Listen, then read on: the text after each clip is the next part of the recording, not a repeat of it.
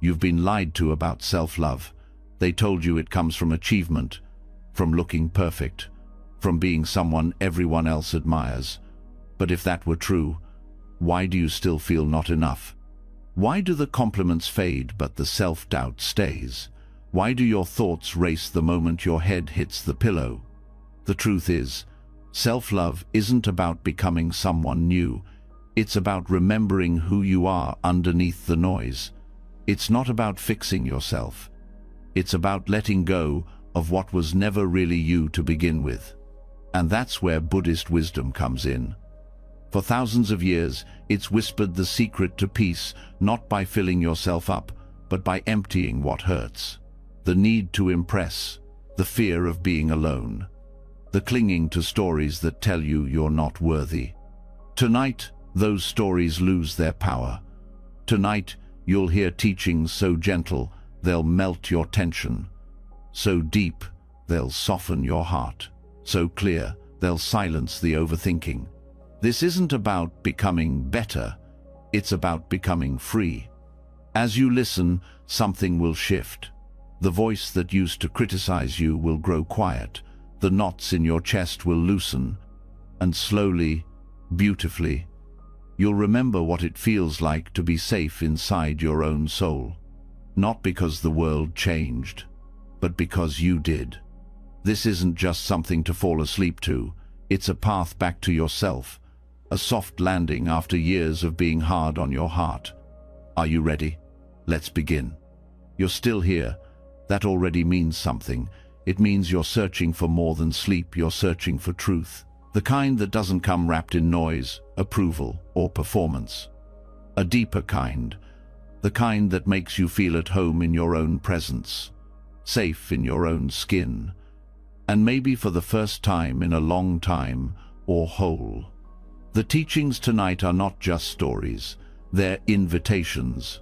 Gentle nudges back to yourself. No need to believe anything blindly. No pressure to be anything more than what you already are. This isn't about becoming better. This is about coming closer. Not to someone else's path, but to yours. Because the truth that heals you, it can't be borrowed. It has to be lived. And this is where the path begins. There's a phrase found quietly within the early teachings of the Buddha, one that carries more power than it seems at first glance. Ehipassiko. It means, come and see for yourself. No dogma, no forced belief. Just an invitation to explore, to observe, to feel, to know for yourself what's real and what's not. It may sound simple, but hidden inside that invitation is the key to true freedom. Because somewhere along the way, we were taught to trust everyone else but ourselves. We were trained to collect approval like currency, to believe that value comes from being seen, liked, praised, from being right by someone else's definition. But when you live that way long enough, something quiet inside you starts to ache. It's the ache of disconnection, from your own knowing, from your own heart, from your truth. This is what Ehipassiko dissolves. It invites you to step away from the noise, the filters, the performance, the need to impress, and turn your attention inward, to build a relationship with your direct experience. Because truth doesn't come from the outside in, it comes from the inside out. When you start to live like this, something subtle but powerful begins to change. You stop needing permission to feel what you feel. You stop waiting for someone to validate your worth. You stop giving your power away. That doesn't mean you become cold or distant. It means you become clear. The kind of clear that can smile at compliments without clinging to them. That can hear criticism without collapsing. That can walk into a room without checking the mirrors first. This kind of clarity doesn't come from thinking more. It comes from seeing more clearly. And the Buddha's path was always rooted in direct seeing. Not memorizing beliefs, not forcing faith, but trusting that your own experience, when met with honesty and awareness, can show you what's true. It's not always easy. Because turning inward means meeting parts of yourself that have been hidden or avoided. The doubt, the fear, the confusion, the not enough. But even these, when looked at gently, begin to lose their grip. That's because they thrive in darkness, in secrecy, in the belief that they are you. But they're not, they're just visitors. And Ehi invites you to sit with them, not to push them away, not to fix them, but to see them fully, without judgment, without flinching. And something miraculous happens when you do this. You begin to trust yourself, not in an arrogant way, not in a look at me, I know everything way, but in a quiet, grounded, steady way. The kind of trust that doesn't need to shout, it simply stands. You begin to realize that wisdom isn't some faraway treasure only enlightened people can reach. It's already here, inside you, waiting to be uncovered. The Buddha wasn't a god or a magician. He was a human being who paid deep, careful attention, who walked through suffering and didn't run away, who found peace by watching, by listening, by questioning even his own mind. And then he turned to the world and said, "You try, come and see." That invitation is still open to every single person, no matter your story, your past, your regrets, or your doubts. You don't need to change your life overnight. You don't need to sit under a tree for 7 days. You don't need to memorize any teachings or chant anything in perfect pronunciation. All you need is one thing: the courage to be curious about your own experience. That might mean noticing how it feels when your breath slows down, how it softens your chest, how your thoughts quiet, even just for a second. It might mean observing the thoughts that say you're not lovable and questioning them instead of believing them. It might mean noticing how much tension lives in your body when you try to please everyone and gently asking yourself, why? These moments are small, but they're sacred, because each one is a crack in the armor, a chance to touch the part of you that is always whole, even when the rest feels messy. When you begin to live this way, something else starts to dissolve: comparison. You stop measuring your worth against everyone else's highlight reel. You stop chasing happiness like it's out there somewhere, waiting to be earned. Instead, you start to taste life as it is. You start to trust that your experience, even the hard parts, is meaningful, that your insight matters, that your healing doesn't need to look like anyone else's. That kind of inner freedom changes everything. You begin to move through the world with more honesty. You say yes and no with more confidence. You stop waiting for everyone else to agree with you before you believe in yourself. Not because you've become stubborn or closed, but because you're no longer guessing at who you are. You're experiencing it directly, moment by moment. And this is where the real power of Ehi shines. Because it doesn't give you answers, it gives you access. Access to the deepest parts of yourself, not just the pretty ones. The parts that are confused, the parts that are healing, the parts that long for love but are afraid to ask for it. All of it becomes part of the path. Nothing is wasted. There is no experience that can't be learned from when you're willing to stay present with it. There is no emotion that can't be softened by awareness. There is no story so old that it can't be rewritten by presence. And the best part is, no one can do this for you, and no one can take it away. When your peace comes from your own seeing, it's yours. Not borrowed, not fragile, but rooted. That doesn't mean you'll never struggle. It means you'll have a way to meet your struggle, one that's grounded in compassion instead of shame, curiosity instead of control. This is what it means to walk the path. Not just read about it, not just think about it, but to live it, gently, honestly, moment by moment. And in doing so, you begin to feel something rare in this world: sovereignty. You become the author of your inner life. You stop outsourcing your truth.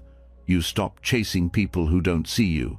You stop waiting for perfect conditions before you allow yourself to feel peace. You start offering that peace to yourself, now, in this moment, as you are. There's no enlightenment in pretending, there's no wisdom in pretending, and there's no love in pretending. What the Buddha taught, what every awakened being teaches in their own way, is that the path back to yourself is through honesty, radical, loving honesty. And the only way to get there is to look, to listen, to turn inward.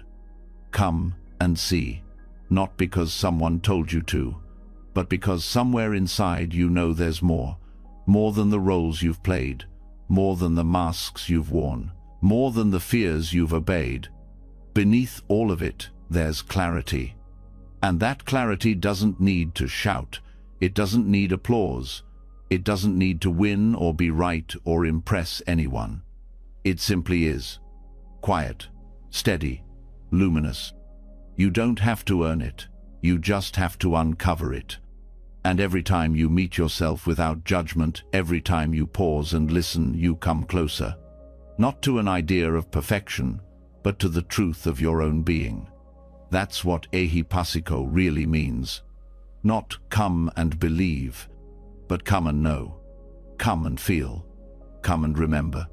This is not philosophy for the intellect, this is nourishment for the soul. You are not broken, you are not behind, you are not late. You are right on time, and the invitation is here. Let it echo softly in your heart as you drift gently into rest. Come and see, come and see, come and be. And so you begin to sense it, the stillness, the subtle strength of seeing clearly. You've stepped out of performance and into presence. You no longer chase approval like air. You've tasted what it means to trust yourself, not in theory, but in experience. But even in that clarity, something deeper stirs. Not everything within you feels soft. Not every corner feels peaceful, because in the quiet, you begin to notice what's been buried. There are parts of you still aching, parts carrying stories too heavy to carry alone, thoughts you try to silence, feelings you've been told to outgrow, shame that creeps in without warning, guilt that won't let go, fear that whispers you're still not enough. These aren't mistakes in your path, they are the path.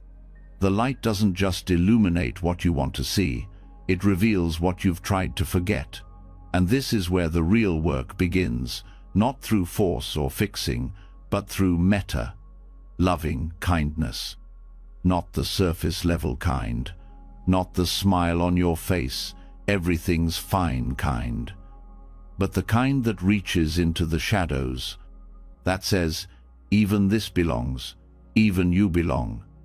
A love that doesn't skip over pain, but includes it, not to drown in it, but to free it. This is metta for the parts of you you've been at war with, not to change them, but to hold them close, because love isn't earned by being flawless, it's revealed by being fully met. Loving kindness, meditation, or metta bhavana is not a technique meant to make you feel peaceful all the time. It's a practice of opening even when it's uncomfortable, especially then. It begins with extending goodwill toward yourself, but not just the part that smiles and achieves, also the part that cries at night. That gets it wrong. That snaps when it's scared. That feels lost in rooms full of people, that regrets the past and fears the future. To meet those parts with kindness is to begin the most radical healing. The process doesn't start by forcing positive thoughts. It begins with telling the truth, that you're tired of running from yourself, that you're done editing your humanity to be more lovable, that you are ready to sit beside the parts that hurt without pushing them away. At first, this may feel unnatural. You might feel resistance. After all, you've been trained to fix yourself, not love yourself as you are. You've been taught to be productive, not present, to be good, not whole. But metta isn't about making you good, it's about making you whole again. When you close your eyes and bring your attention to the heart, you're not trying to force a feeling, you're offering space. You're saying, whatever is here, I won't turn away. You begin with gentle phrases, repeated like seeds. May I be safe. May I be well. May I be kind to myself. May I live with ease. You don't need to feel them at first.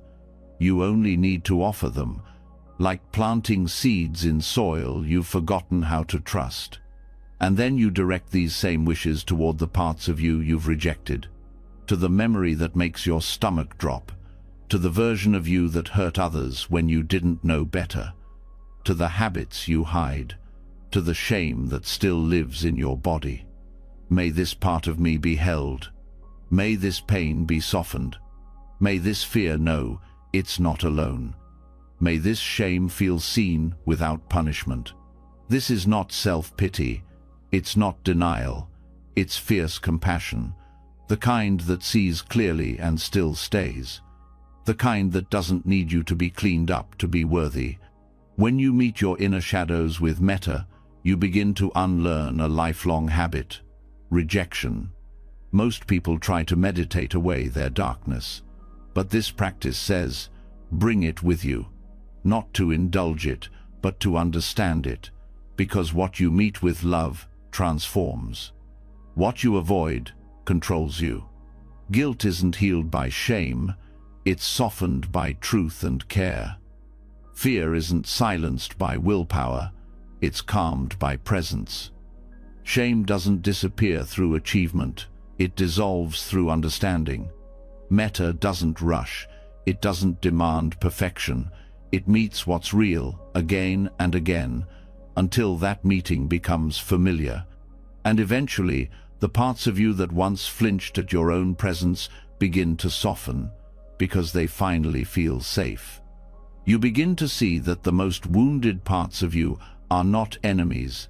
They are younger versions of you, stuck in survival. They need attention, not punishment. They need warmth, not discipline. They need your own heart to come home to them. And this homecoming is slow, but it's steady. It happens every time you breathe gently into a tight space in your chest and say, you're allowed to be here. Every time you remember that you are not your thoughts, and yet you can hold them with tenderness. Every time you say no to the inner voice that shames you, and yes to the voice that soothes. The deeper you go into metta, the more you begin to understand this truth. Love isn't something you give yourself once and then move on. It's a practice, a rhythm, a returning, especially when it's hard, especially when the old stories rise up again, the ones that say you're too broken, too late, too far gone. Those stories don't need to be argued with, they need to be seen through. And the seeing comes through softness, through repeating the phrases again, through remembering that even the worst thought about yourself is still just a thought, and that thoughts pass, but the heart remains. This isn't about pretending you're okay, it's about knowing that being not okay is also part of the path, that you can hold the mess and the magic in the same hands, that you can sit in silence and feel pain without being consumed by it, that you can love yourself not because of your strength, but through your tenderness. This kind of practice builds something unshakable, not a shield, but a sanctuary, a space inside that says, no matter what you feel, you don't have to go away.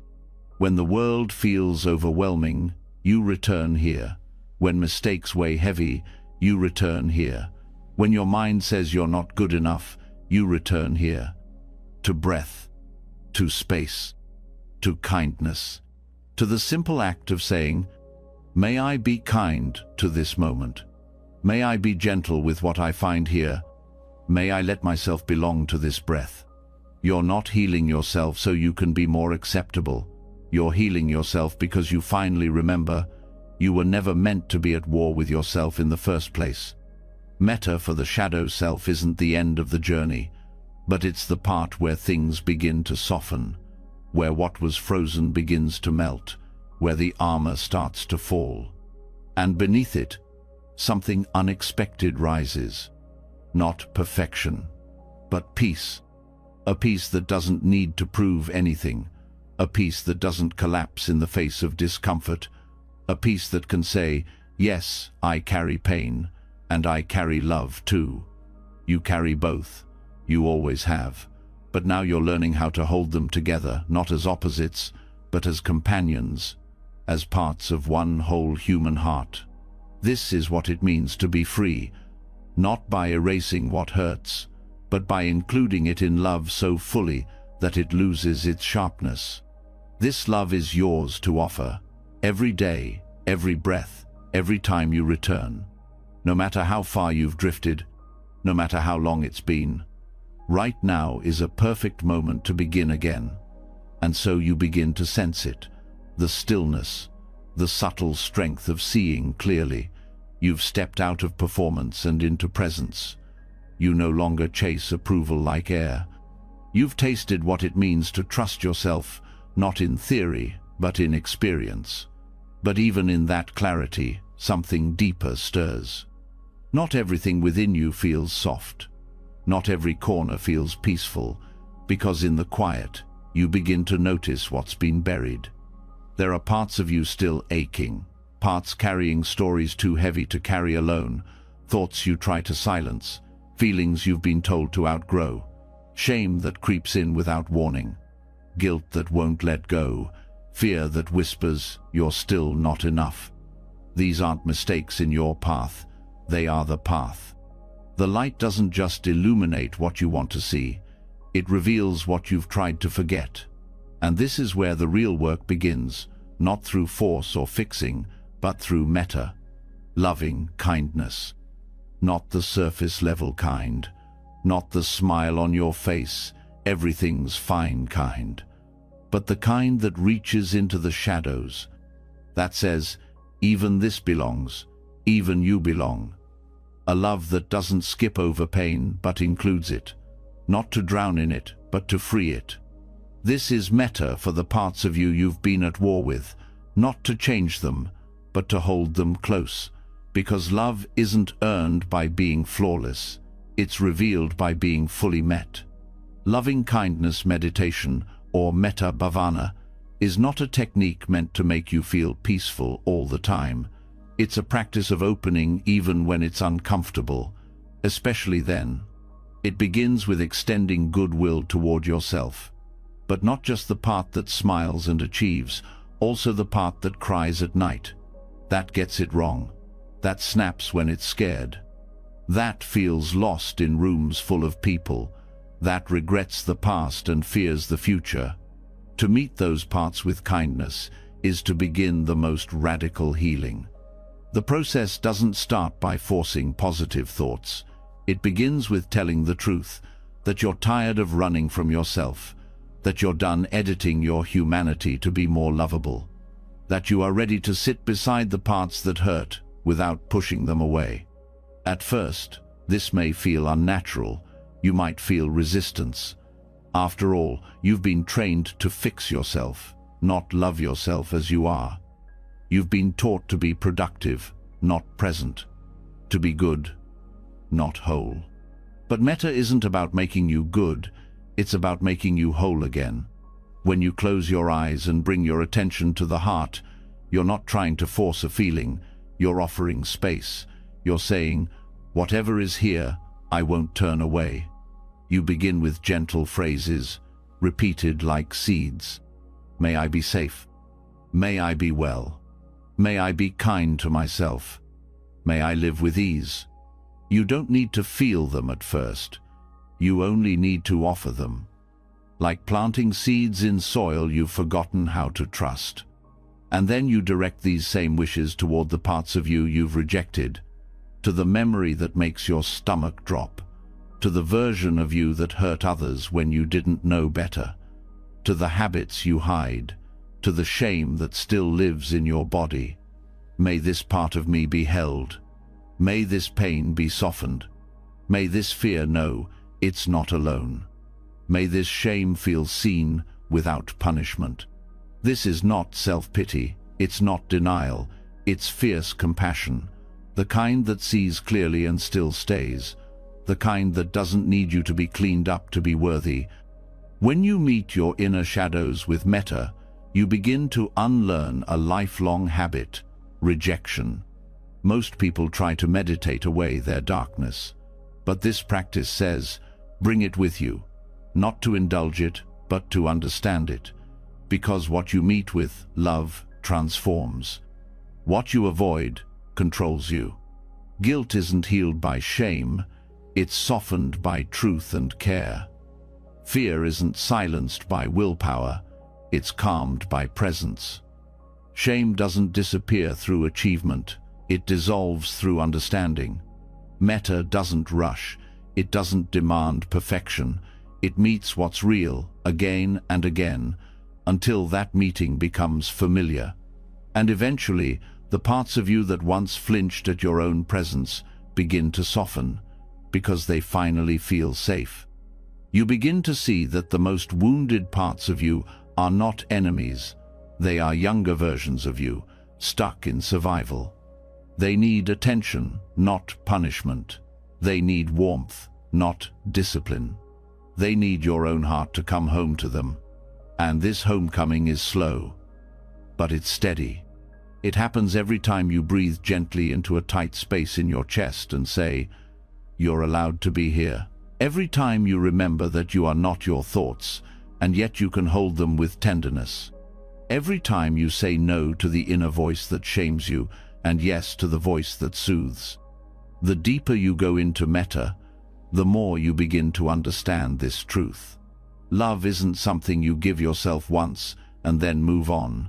It's a practice, a rhythm, a returning, especially when it's hard, especially when the old stories rise up again, the ones that say you're too broken, too late, too far gone.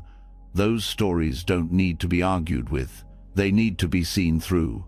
And the seeing comes through softness, through repeating the phrases again, through remembering that even the worst thought about yourself is still just a thought, and that thoughts pass, but the heart remains. This isn't about pretending you're okay, it's about knowing that being not okay is also part of the path.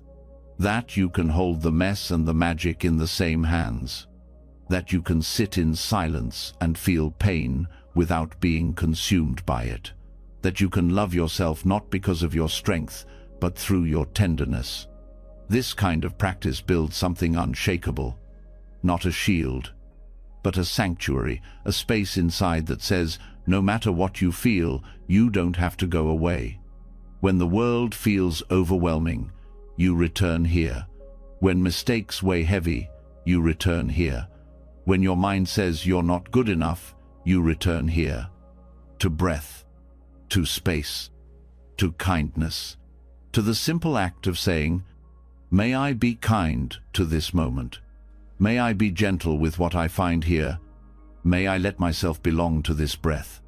You're not healing yourself so you can be more acceptable. You're healing yourself because you finally remember you were never meant to be at war with yourself in the first place. Metta for the shadow self isn't the end of the journey, but it's the part where things begin to soften, where what was frozen begins to melt, where the armor starts to fall. And beneath it, something unexpected rises. Not perfection, but peace. A peace that doesn't need to prove anything. A peace that doesn't collapse in the face of discomfort. A peace that can say, yes, I carry pain, and I carry love too. You carry both. You always have. But now you're learning how to hold them together, not as opposites, but as companions, as parts of one whole human heart. This is what it means to be free, not by erasing what hurts, but by including it in love so fully that it loses its sharpness. This love is yours to offer, every day, every breath, every time you return. No matter how far you've drifted, no matter how long it's been, right now is a perfect moment to begin again. Even as kindness begins to bloom within, The voice of judgment can still linger. It waits in the background, ready to speak when you make a mistake, fall short, or simply feel uncertain. It speaks in sharp tones: "You're not enough, you're wrong again, you'll never change." That voice doesn't care how much progress you've made. It isn't softened by your victories. It clings to your flaws like facts. And the most painful part is how convincing it sounds. But what if that voice isn't telling the truth? What if the one judging you isn't really you? There's a teaching deep, quiet, often misunderstood, that begins to untangle this illusion. It's called anatta, or non-self. And far from being cold or confusing, it holds one of the warmest truths you'll ever hear. You are not the voice that tears you down. You are not fixed. You are not frozen in identity. And you are not stuck inside a story you didn't choose.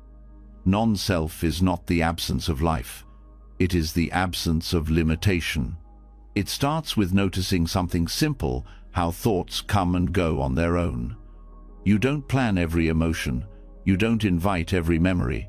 The mind moves like weather. Clouds of criticism can pass through, but they are not the sky. They do not define it. They do not stay forever.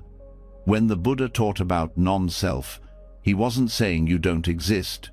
He was pointing to a deeper freedom, that what you think you are is not what you truly are. Not the voice in your head. Not the pain in your chest. Not the names others gave you. Not even the name you gave yourself. You are awareness. And awareness doesn't have to believe every thought it notices. Self-criticism only survives when you mistake thoughts for identity. When "I feel like a failure" becomes "I am a failure." But the moment you step back and see the thought as just a thought, it loses its grip. It becomes what it always was: a passing mental event, not a life sentence. This shift isn't intellectual, it's experiential. You don't convince yourself out of judgment. You watch it. You witness how it arises, how it speaks, how it fades. And in that watching, something loosens. The belief that it must be true starts to weaken. You begin to see through the old labels, the inner critic, the unworthiness, the pressure to be perfect. They start to look less like reality and more like habits. And habits can be changed. Anatta helps you see that the version of you you're criticizing is already gone. Every moment you are shifting, not in a chaotic way, but in a living, breathing way. No thought is permanent. No feeling lasts forever. No identity stays fixed. This doesn't mean you float through life without responsibility. It means you stop punishing yourself for being human. It means the mistakes you made yesterday do not define you today. It means the voice that says, "You always do this," or "You never change," is just recycling old patterns. It means you can stop carrying your past like a burden and meet yourself freshly, as you are, not as you were. Through the lens of non-self, even the harshest judgments lose their weight. Because who exactly are they judging? The one who no longer exists, the thought that's already gone, the action that passed like a breeze through the body. And if you are not a fixed thing, if you are not bound to one version of self, then you are free to grow. Self-love, through the lens of anatta, becomes less about affirmations and more about understanding. You understand that your inner critic is not the truth, just a voice shaped by causes and conditions, upbringing, pain, fear, stories. You don't need to silence it with force. You simply stop confusing it for your identity. The more you see the impermanence of each thought, the more spacious your mind becomes. You no longer believe everything it says. You become less reactive, less controlled. You notice the urge to judge and choose not to feed it. Not out of effort, but out of clarity. And in that clarity, self-compassion has room to grow. You start to speak to yourself with more tenderness. You begin to recognize when criticism arises from fear, and instead of following it, you comfort it. You remind yourself, this too will pass. You learn to pause when the voice of judgment rises and ask, is this true? Is this helpful? Is this who I want to be in this moment? That questioning doesn't come from anxiety. It comes from wisdom. It comes from the growing understanding that identity is not fixed, that you are not what you've done, and that you can meet yourself with new eyes every time. This is not detachment in a cold sense. It's release. Release from false certainty, from painful labels, from the idea that you are some permanent thing that can be broken. You are not broken. You are becoming. And becoming requires space. The space to make mistakes, to evolve, to change direction, to soften into who you are without rigid expectations. Non-self is that space. A letting go of the grip around me, mine, I always, I never. In that letting go, your suffering begins to dissolve, not because you've fixed everything, but because you've stopped holding so tightly to the one who must be fixed. This changes how you move through life.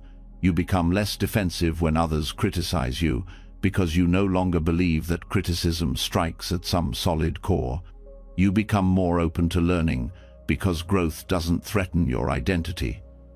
You stop needing to protect a version of yourself and start getting curious about the next one that might emerge. Self-criticism is often rooted in fear, fear of rejection, fear of failure, fear of being unlovable. But when you see that self is not a fixed object, those fears soften. You don't have to be perfect to be loved.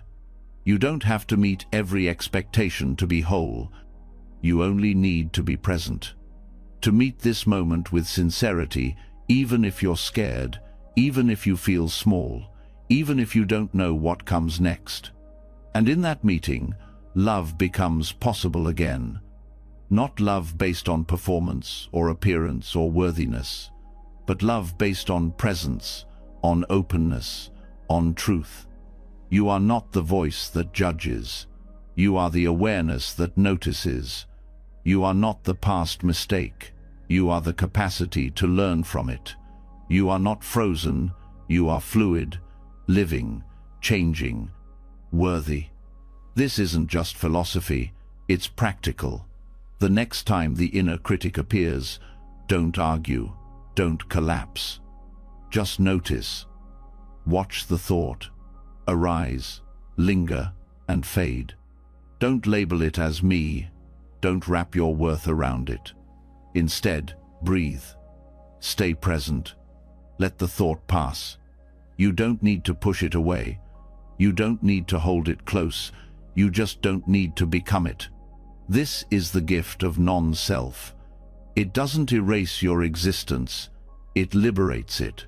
It reminds you that everything painful you've believed about yourself is just one moment in a river that never stops flowing. And you are not stuck. You are free to begin again. Now, and now, and now. As you begin to let go of harsh self-definitions, something subtle happens. The inner noise begins to slow.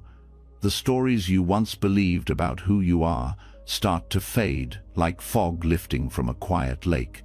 But beneath that fading noise, something else is revealed, not more answers, but more questions. A gentle ache, a space asking to be heard, and the only way to hear it is to stop speaking. There is a kind of silence that is not emptiness, not absence, not avoidance. It is alive, it is deep.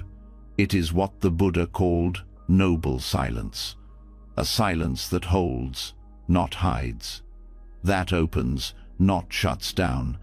It is not about removing sound from your life, it is about removing distortion from your perception.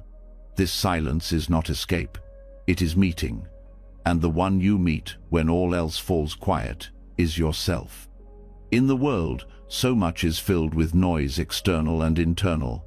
Devices hum, notifications buzz, thoughts spiral, voices rise, expectations press.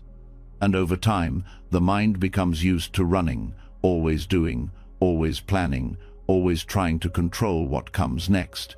Even the effort to love yourself can become just another task on a long list. But silence asks for something else. It asks you to stop seeking long enough to feel, to stay present long enough to notice, to make space for what hasn't been heard, not from the outside, but from within. Noble silence is not simply being quiet. It is the absence of reaction. It's the pause between thought and speech, the stillness between emotion and response. It's the moment you choose not to fill the space just to avoid discomfort. In that space, your inner world becomes clearer. Thoughts rise, but you no longer follow each one. Emotions appear, but you don't immediately analyze them. You begin to see the layers under the surface. The hunger for validation, the loneliness that was buried under busyness, the fatigue masked as irritability, the sadness tucked behind the smile. Noble silence is not passive. It's deeply active in a different way. It listens without fixing. It allows without rushing. It waits without needing to solve. And through that waiting, unmet needs rise into awareness. This practice helps reveal the ways you've been disconnected, not just from others, but from yourself. You begin to notice how often you interrupt your own emotions with thinking, how quickly you label discomfort as something to fix instead of feel, how often your thoughts jump in before your heart even has time to speak. In silence, the heart finally gets a voice. You may find that grief lives where you thought there was only numbness, or that longing exists beneath your habits of distraction, that what you really needed wasn't another task, but a moment of honest stillness.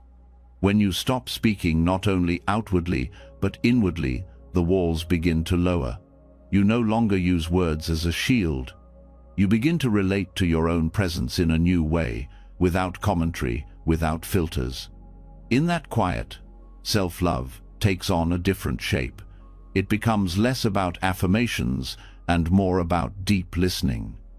You begin to sense what your body has been trying to say, what your nervous system has been holding, what your breath has been asking for. It's not dramatic, it's not loud, but it's real. The mind often searches for healing in more effort, more action, more change. But the heart sometimes just needs space to speak. Space it rarely gets in a noisy, fast world. Silence is the act of saying, I am here now with myself, and I'm not leaving. This kind of presence is healing, not because it gives you instant answers, but because it removes pressure. It allows your system to soften. It teaches you to trust that being with what is, without force, can reveal what needs attention.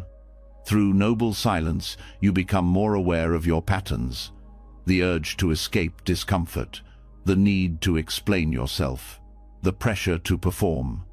All of it becomes visible, not so you can judge it, but so you can understand it. Understanding replaces shame, and with understanding comes compassion. You begin to treat your own silence, not as emptiness, but as a kind of care, a kind of holding, a place where your emotions can arrive without needing to justify themselves. Even the most difficult feelings are softened when they are met with quiet attention, not because they disappear immediately, but because they are allowed to be real. Noble silence teaches you that nothing inside you is wrong, only unheard. And so you learn to sit, not to escape, but to stay, to let the body settle, to let the mind unclench, to let the inner child speak without interruption, to let sadness rise without needing to push it back down. In that practice, you start to notice the difference between being silent and being still. Being silent is about volume. Being still is about presence. It is the stillness that allows the silence to heal. This practice creates room for intuition to rise. The part of you that already knows what you need it speaks in whispers, not in shouts. And it can only be heard when you're quiet enough to listen. Sometimes what it tells you is simple: rest, breathe, let go, trust. Other times, it shows you the deeper pain you've been avoiding. And in that revelation, you don't crumble, you open. Because you're not fighting anymore. You're not resisting your own experience. You are receiving it. Silence is not about isolation. It is about connection, true connection. The kind that doesn't need performance, approval, or explanation. It's the place where presence meets reality without pushing it away. In silence, your heart becomes your home again. You no longer chase healing, you create the conditions for it to arrive. You no longer rush toward peace, you allow space for peace to emerge. There is a kind of safety that comes when you realize you can be with yourself, in stillness, without panic, that you don't need to fill every moment, that you don't need to explain your existence. That simply being quietly, openly, is enough. You start to feel your own rhythm. You begin to notice how much of your energy has gone into managing impressions, filling silence, proving worth. And you start letting go, not to collapse, but to return. This return is gentle. It asks nothing from you but presence. And presence, when offered with care, becomes the deepest form of love. Even 10 minutes of silence a day can shift something. Not because it changes your circumstances, but because it reconnects you to yourself. It reminds you that you are not the noise, not the identity, not the pressure. You are awareness, breathing here. And in that awareness, you realize something quietly profound. You don't need to be anyone else in this moment. You don't need to earn love. You don't need to fix the past. You don't need to rush forward. You just need to stay with what's here, stay with yourself. Silence becomes not a practice, but a relationship with presence, with inner knowing, with kindness, a relationship that doesn't need many words, because it speaks through stillness. And over time, you begin to crave this space. Not because it's always comfortable, but because it's always honest. It becomes your anchor, your retreat, your reset. You start to carry that stillness with you, even into the noise. The world doesn't get quieter, but you do. You move more slowly, you speak more thoughtfully, you listen more deeply, not just to others, but to yourself. This is the gift of noble silence, not a break from life, but a return to it. A return to clarity, to presence, to softness. And in that return, you finally hear what's been waiting all along. A voice not of judgment, but of care. A voice not loud, but true. A voice that says, you've always been enough, even in silence, especially there. When you begin to listen deeply, without interrupting your inner world, you start to uncover a truth that may feel hard to face at first. There are things in your past that still hurt. Moments you wish had gone differently.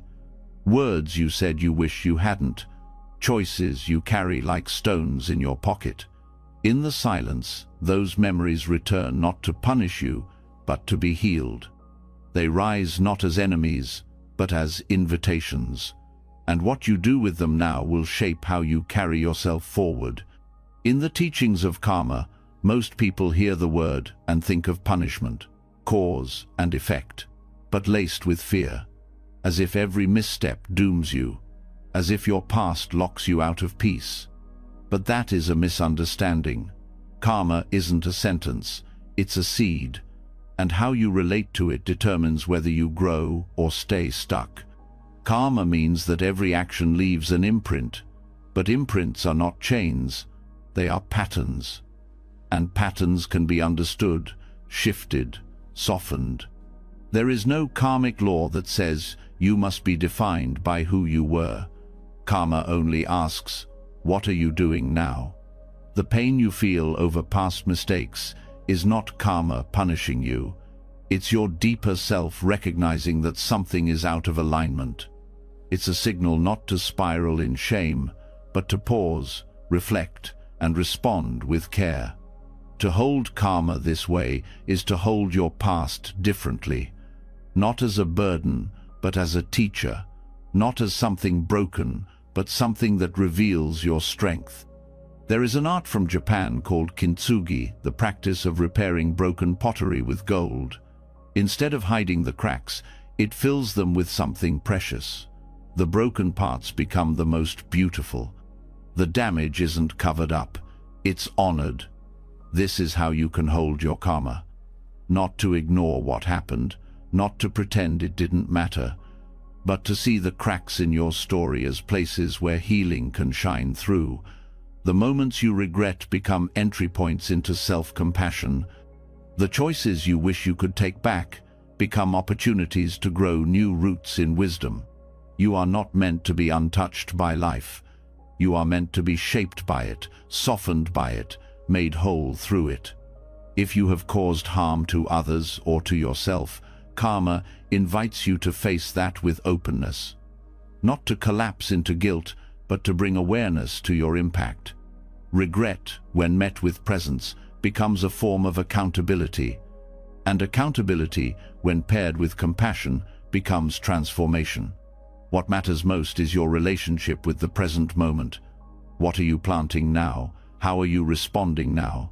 The seeds of the past may still be blooming, but you are the one who waters what grows next. Karma is alive. It changes with your actions, your thoughts, your intentions. When you act from awareness and love, you begin to reshape the direction of your life, not by erasing the past, but by choosing something new from this moment forward. This requires a shift in perspective, one that stops seeing mistakes as evidence of failure and starts seeing them as chapters in a story that is still being written. Not everything painful is permanent. Not every scar is shameful. Not every misstep means you're lost. You can choose to hold your past as a map, not of everything that went wrong, but of everything that has led you to understanding. The Buddhist path does not teach perfection. It teaches presence.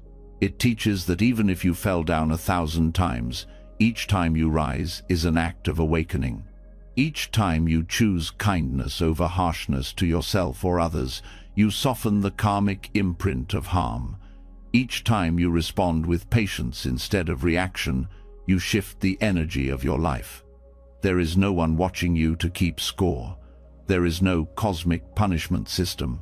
There is only the flow of cause and effect, and your capacity to meet it with clarity. Sometimes the hardest karma is not what happens outside you, but the emotional patterns you carry. Cycles of self-blame, habits of avoidance, responses that come before you even think. These too are karma, and they are not permanent. You can begin to bring awareness to them. You can ask, without judgment, what story is repeating here? What feeling am I avoiding? What am I believing about myself that keeps me in pain? And then, in that clarity, you can choose differently. This choosing is not always dramatic. Sometimes it's as simple as pausing before speaking, breathing instead of reacting, apologizing without defending, forgiving without forgetting.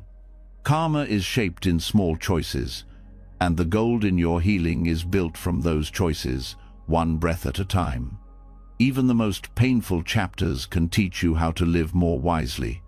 That relationship you lost taught you what love isn't. That decision you regret showed you your boundaries. That moment you weren't proud of revealed where you were hurting. You begin to see that you are not the same person who made those choices. You are the one who now sees them clearly. You are the one growing new intentions from old wounds. This kind of healing doesn't deny what happened. It simply refuses to let it be the end of the story. Karma teaches that energy continues. But what you do with that energy, how you shape it, how you redirect it, how you meet it, is up to you. You can use it to build wisdom, to grow empathy, to become more gentle, not more guarded. The cracks in your life are not signs of weakness. They are places where the light can shine through. They are where your deepest self begins to speak. They are where you become real. And in that realness, you begin to feel something return. Not perfection, not control, but integrity. You begin to live more honestly, speak more clearly, act more consciously. You are no longer running from your past. You are walking with it, not as a weight, but as a companion that taught you how to begin again. In this way, karma becomes not a punishment, but a path. A living reminder that everything you do matters not because you must be flawless, but because your presence carries power. Even when you've hurt someone, you can repair. Even when you've hurt yourself, you can choose differently now. You are not broken. You are in the process of being reshaped by truth. And truth always leads to freedom. So you keep showing up. You keep practicing. You keep choosing the next kind thing, the next honest word, the next conscious step. And as you do, you begin to see your life through different eyes, not as a series of mistakes, but as a beautiful, complicated, human unfolding. You no longer try to erase the past. You weave it into the person you are becoming, with compassion, with patience, with gold. And that gold, the wisdom that came from breaking and mending, becomes part of your strength. It becomes part of your love. It becomes part of your peace. When you begin to see your past through eyes of wisdom, when you stop trying to erase what once hurt and instead learn to honor it, something unexpected starts to rise. A new kind of love. One that doesn't come from trying to be better or more worthy. One that isn't earned by healing fast or forgiving quickly. A love that simply arrives as you soften into your own presence. Not performative. Not self-centered, quiet, steady, real. But even that, love needs direction. It needs roots.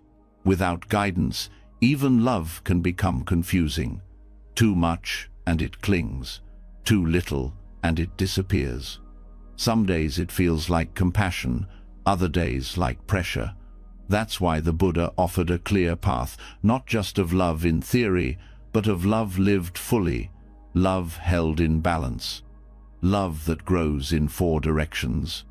This path is called the Brahma Viharas, the 4 immeasurable states of heart and mind, 4 ways of relating to yourself and the world that are rooted in clarity, not craving.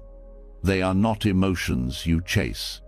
They are inner qualities you cultivate, and together they form a complete foundation for self-love that doesn't lose itself in ego, guilt, or imbalance. The first is metta-loving kindness, not a feeling but a wish, a gentle offering of goodwill.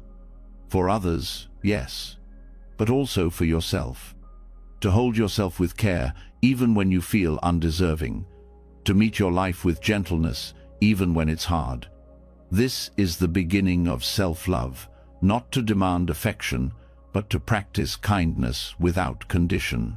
Not just when you succeed, not just when you're calm, but when you're overwhelmed, disappointed, afraid. Loving kindness teaches you to stop waiting to feel lovable and start practicing loving. Even if all you can say is, "May I be safe, may I be well, may I be kind to myself." That wish, repeated over time, changes how you hold your own heart. Next is karuna compassion. It goes beyond kindness. It meets pain where it lives. It says, "I see your suffering, and I won't turn away." Self-compassion means you no longer scold yourself for struggling. You no longer rush your healing. You stop asking why you're still feeling what you feel, and start offering yourself the same tenderness you would offer a dear friend. This doesn't mean indulgence or making excuses. It means meeting the wound without judgment, letting pain be pain, so it can move through. Compassion doesn't try to fix everything right away. It stays present, it allows, it holds space. It recognizes that being human is messy and beautiful, and often both at the same time. When you begin to practice compassion for your own suffering, you stop reinforcing the false belief that you need to be flawless to be loved. Then comes mudita, sympathetic joy. This one can feel harder, especially when your own life feels heavy. But it is vital. It teaches you how to celebrate, not out of comparison, not out of competition, but out of shared humanity. Self-directed mudita means allowing yourself to feel joy without guilt, to be happy when things go well, to laugh without wondering if you're allowed, to feel pleasure in small things, a clear breath, a warm touch, a moment of connection without thinking it must be earned. Joy that comes from presence, not perfection. This is where self-love becomes expansive, where it stops being just about soothing and starts being about aliveness. When you give yourself permission to feel joy, even when everything isn't fixed, you open your heart to life as it is, and that joy becomes a source of resilience. Finally, upekkha, equanimity, the balance that holds all the rest. Without it, love becomes tangled, compassion turns into overwhelm, joy becomes attachment. But with equanimity, you learn to stay centered. You learn to care without clinging. You learn to feel deeply without being swallowed. In yourself, this looks like being with your experience as it unfolds, without pushing it away and without chasing it. It means trusting your inner ground, even when life moves in waves. It doesn't mean feeling nothing. It means being stable enough to feel everything. When you practice equanimity, you stop trying to control what happens and start learning how to respond wisely. You begin to trust that you can hold joy and sorrow, ease and pain, praise and blame, not because you've shut your heart down, but because your heart has grown strong enough to stay open. Together, these four, metta, karuna, mudita, and upekkha, become a compass. Not a list of qualities to perfect, but living directions to return to. When you feel lost, you check. Am I being kind? Am I meeting this with compassion? Am I allowing joy? Am I balanced? They keep you from swinging too far in any one direction, from becoming overly self-critical or emotionally detached, from denying your pain or clinging to your happiness. They keep your love grounded, flexible, real. They also help you love without ego, because they are not about boosting your self-image. They are about seeing clearly, loving what is, not what should be, and that includes yourself. You begin to notice the places where your self-love has become conditional. I'll be kind to myself when I stop making this mistake. I'll let myself rest when I've done enough. I'll feel joy when I finally fix everything. The Brahma Viharas dissolve these conditions. They remind you that kindness is available now, compassion is available now, joy is available now, balance is available now. They teach you that love is not something you chase, it's something you cultivate. Not by forcing it, but by tending to it, watering it, returning to it. When you practice the four immeasurables, you begin to see how love grows from attention, not ambition, from care, not control. And you begin to extend that same understanding to others. Because the more you hold yourself with patience, the more you can hold others without judgment. The more you meet your pain with compassion, the more you can recognize pain in others without needing to fix it. The more you celebrate your own joy, the less you feel envy. The more balance you hold within, the more peaceful your relationships become. But it always begins within. You don't practice these to be perfect. You practice because they're the soil of a life rooted in peace. And peace doesn't come from escaping yourself. It comes from returning, again and again, to presence, to kindness, to the breath, to the moment. That return is the practice. That return is the path. The Brahma Viharas are not distant ideals. They are human capacities. They already exist in you. You've felt them before, brief moments of warmth, of softness, of joy, of steadiness. Practicing means making space for those moments to grow, giving them your attention, trusting that, With time, they shape how you live and love. You begin to live not from habit, but from intention, not from defense, but from openness, not from fear, but from care. And care, true care, never comes with conditions. It simply stays, breath by breath, softly, quietly, fully. This is what balanced self-love looks like. Not loud, not inflated, just honest, just grounded, just enough. And from that ground, everything begins to grow. When love becomes balanced, when kindness is steady and joy is shared without comparison, something profound begins to open beneath it all. You stop holding your experiences so tightly. You stop needing each feeling to stay. You begin to sense there is something deeper beneath all the doing, all the striving, all the becoming. Not a thing to grasp, but a space to rest into. And this is where many turn away, because it feels unfamiliar. To release even the idea of who you are, to let go of fixed identity, even for a moment, can feel like stepping into the unknown. But what arises in that unknown is not fear, it is freedom. There is a teaching at the heart of Buddhist understanding that holds this truth gently: shunyata, or emptiness.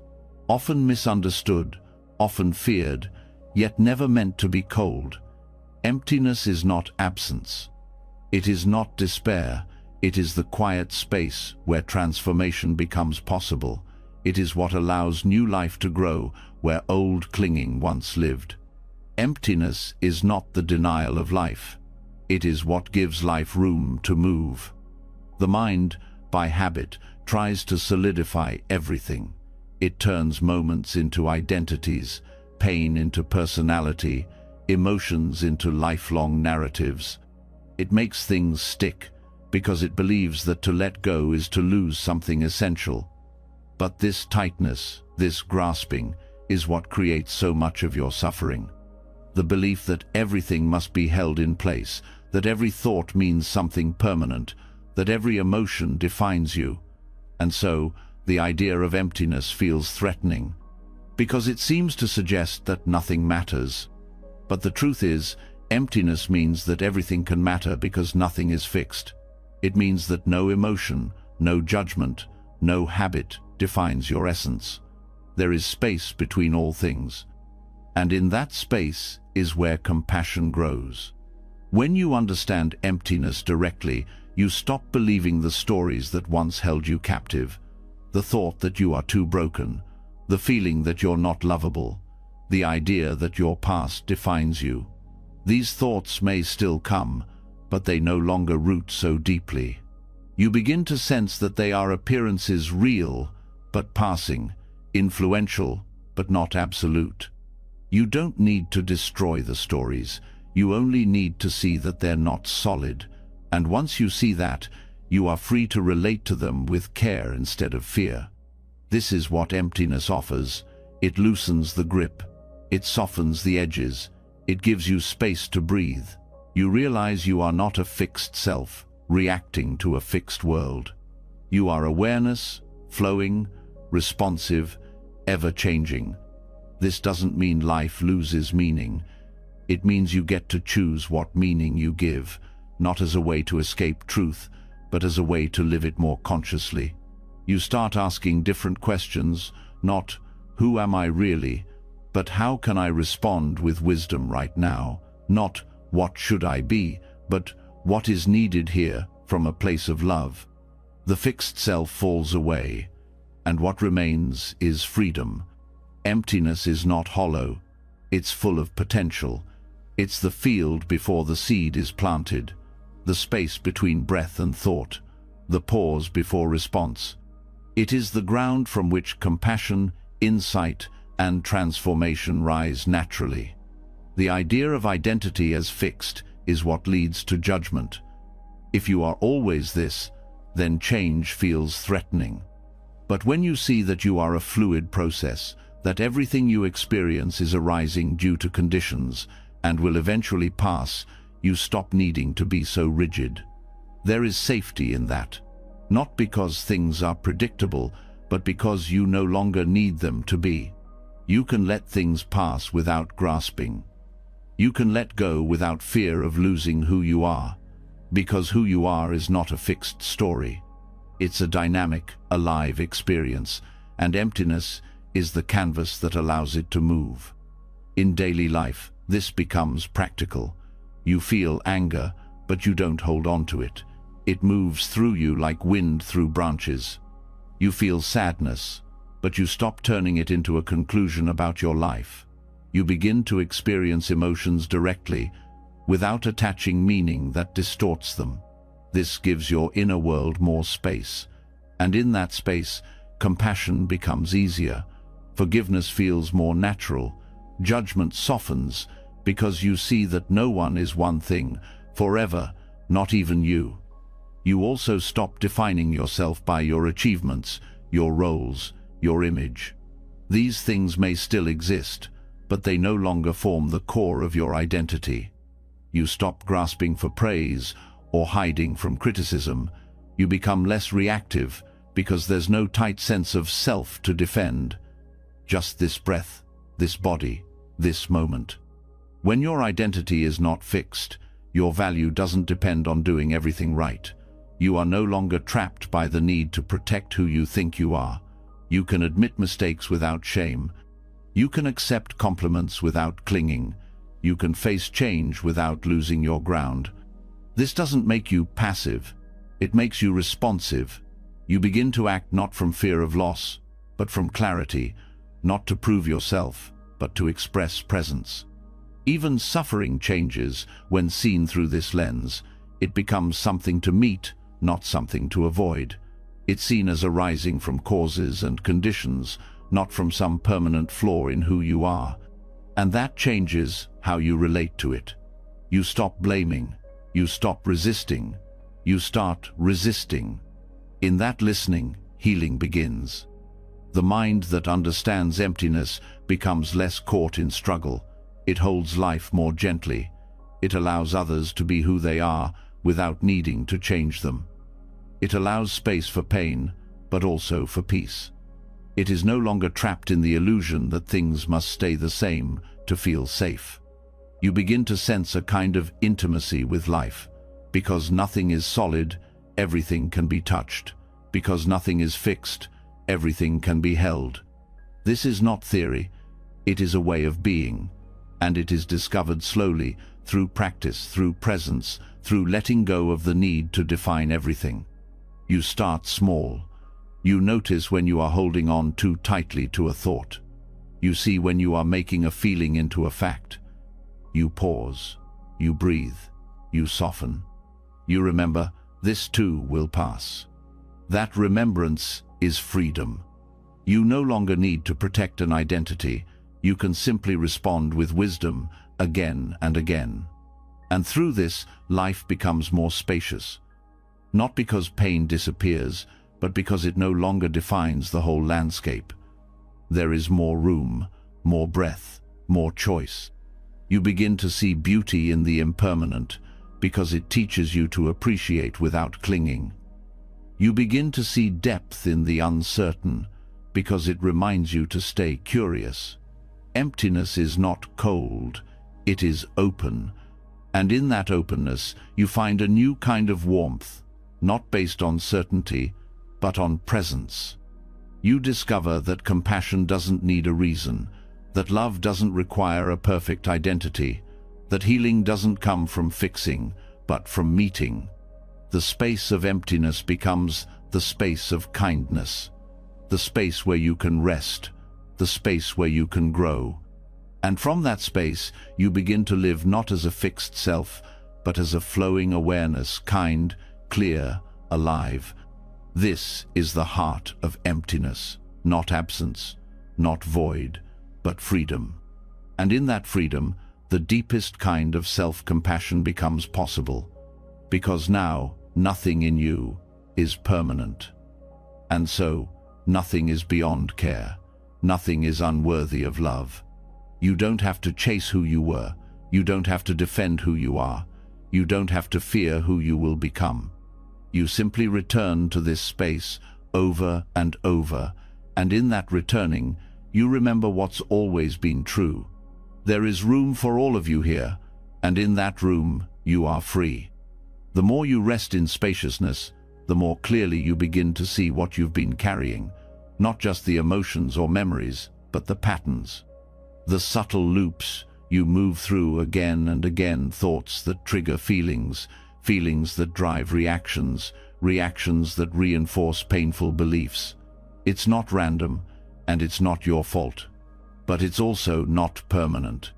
There is a map for this, a teaching that gently shows you how suffering builds itself, piece by piece. It's not punishment, it's a pattern, and that pattern can be seen, it can be understood. And when it's understood, it can be rewritten. This is the law of dependent origination, paticca samuppada, a core insight of the Buddha's teaching. It reveals the chain of cause and effect, not as an abstract theory, but as a lived reality inside you. It shows how suffering isn't something that appears out of nowhere. It has a beginning, it has fuel, and when the fuel is no longer added, it begins to dissolve. At the center of this law is a simple truth. Nothing arises independently. No emotion, no thought, no belief stands alone. Everything depends on conditions. When those conditions are present, the experience arises. When they change, the experience fades. For example, the belief that you are not good enough didn't appear on its own. It may have been shaped by early criticism, by trauma, by societal pressure, by repeated rejection. Over time, those experiences planted seeds. Each time you felt misunderstood, those seeds were watered. Eventually, the story grew, and now it lives as if it's truth. But it isn't truth. It's a result, and that means it can be interrupted. The chain of suffering usually begins with contact. Something is seen, heard, remembered, or felt. That contact triggers sensation, which brings up feeling pleasant, unpleasant, or neutral. The mind doesn't stop there. It adds craving or resistance. Then comes identification. You start to take it personally. The discomfort becomes your discomfort. The fear becomes your flaw. The thought becomes your identity. And then action follows. You react based on the story. Maybe you withdraw, maybe you lash out, maybe you numb. That reaction creates more conditions, more evidence for the story. And so the cycle repeats. What makes this process powerful is not that it happens, it's that you can see it while it happens. And that moment of awareness is the beginning of freedom. You don't need to fight every thought. You don't need to suppress every emotion. You just need to understand what's fueling them. When you see the links, you stop being trapped by them. Let's say you notice a feeling of unworthiness rise when someone doesn't respond to your message. The old story appears. They don't care. That story brings tightness, maybe shame, maybe anger. You feel the urge to protect or explain yourself. But instead of reacting, you pause. You ask, what led to this feeling? Maybe there was contact, the silence. Then sensation, the body tenses. Then the feeling unpleasant. Then the thought they're rejecting me. Then the belief I must not matter. And that belief shapes your behavior. Now you've seen the links, and just seeing them loosens their power. You realize it's not the silence that hurts. It's the story built on that silence. And that story comes from past wounds, not this present moment. This is the insight that breaks the loop. You begin to notice that not every emotion needs a storyline. Not every discomfort needs to mean something about you.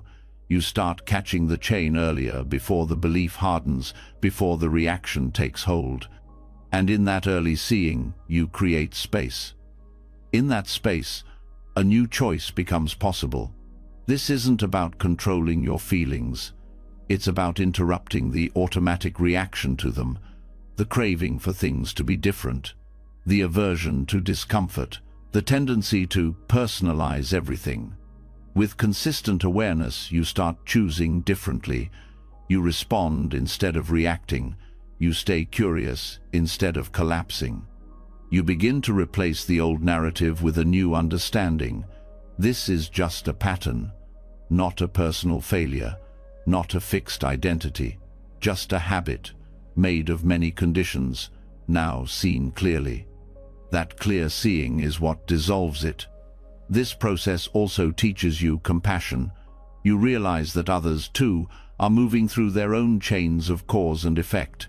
Their harsh words may come from pain. Their silence may come from fear. Their actions, like yours, are shaped by unseen forces. When you understand the links in your own suffering, you become less reactive to others. You stop taking things so personally. You start to meet people where they are, not where your story says they should be. You also begin to speak to yourself more gently. When pain arises, you ask not, "What's wrong with me?" but, "What is this built on?"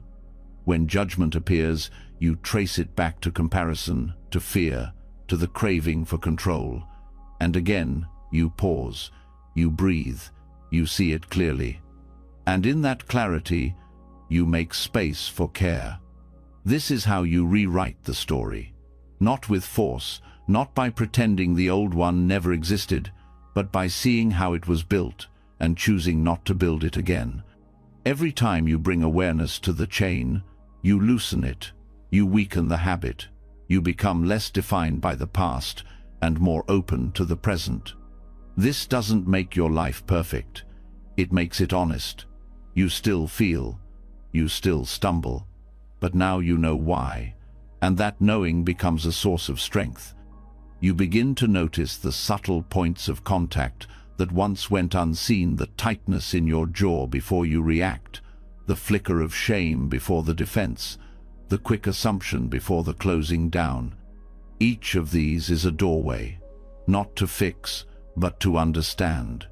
And through that understanding, a new story begins to take shape. One where pain is met with presence, not panic. One where discomfort is explored, not feared. One where thoughts are seen as temporary, not absolute. One where self-worth is not dictated by emotion, but supported by insight. This new story is not written all at once. It's built gently, breath by breath, moment by moment, each time you choose awareness over autopilot. And as you keep choosing, the old loops lose energy. The false identities lose their grip. What once felt like truth starts to feel like memory. Not erased, but no longer in control. You are no longer living inside someone else's story about you. You are writing your own, not with fantasy, but with deep clarity. You are shaping it with kindness, with wisdom, with each moment of seeing. The law of dependent origination is not a rule to follow. It's a mirror, a way of looking that reveals what was hidden. And what it reveals is not your flaw, it's your freedom. Because when you understand what gives rise to suffering, you understand how not to feed it. When you see what supports peace, you learn how to nourish it. You are not broken, you are patterned, and patterns can change. The story of self-worth, of who you are, of how you live, it's still being written, and now you hold the pen. Once you begin to see the chain of your suffering clearly, it becomes harder to keep feeding it unconsciously. You notice when reactions are building. You recognize the moment you start slipping into old roles. And you begin to ask better questions, not, "What's wrong with me?" but, "What is this really asking for?" That question opens a door, because beneath so many patterns is a powerful force that often goes unnoticed: desire. Desire, in itself, is not the problem. It is natural to want connection, safety, growth, and peace. But not all desire leads to freedom.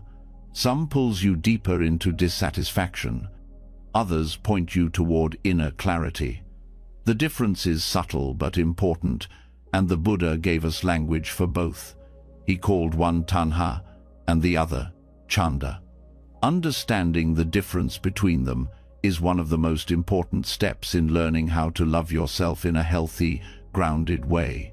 Without this distinction, it's easy to confuse compulsive striving with genuine aspiration. You may believe you're growing when really you're grasping. You may think you're practicing self-care when in fact you're avoiding discomfort. These distortions aren't because you're doing something wrong, they come from not recognizing what's really driving your actions. Tanha is the craving that pulls you out of presence. It is the urge that arises from a sense of lack, a feeling that something is missing and must be filled now. It doesn't come with clarity. It comes with tension. You feel it when you chase validation, needing someone to reassure your worth. You feel it when you scroll endlessly, hoping something will finally quiet your restlessness. It shows up in subtle ways: perfectionism, comparison, needing to be noticed, or becoming addicted to constant improvement. It never feels like enough, because it's rooted in a belief that you are not enough. When you act from tanha, even good things can become painful. You might try to meditate, but secretly hope it makes you more lovable. You might pursue personal growth, but measure your worth against how much you've achieved. You try to love yourself, but only if you meet certain conditions. This isn't love. It's pressure disguised as purpose, and the more you feed it, the more it feeds itself. Tanha is not always loud. Sometimes it whispers, but it always carries that same tightness, the sense that something must change before you can rest. It convinces you that peace lies just one accomplishment away, one compliment away, one correction away. And the truth is, even when you get what it wanted, the craving doesn't end. It shifts to something else. It never really lands. Chanda, on the other hand, is a different kind of energy. It is also a form of desire, but it arises from presence, not lack. It is the healthy urge to grow because you care, not because you're afraid. It's the movement toward well-being that doesn't demand perfection. It's wanting to heal not because you're broken, but because you love what's possible. Chanda is not about grasping for the future, it's about honoring what wants to unfold from within. This is the kind of desire that fuels real self-love. It moves you to rest when your body needs it, to reflect when your mind is overwhelmed, to speak gently to yourself, not because someone told you to, but because you've learned that harshness doesn't help. Chanda has clarity. It sees where you're going, but it also stays grounded in where you are. When your self-love is guided by Chanda, you can pursue growth without self-rejection. You can want more for yourself without believing you are not enough now. You can make changes, not from shame, but from care. This shift is subtle, but life-changing, because the outer action might look the same.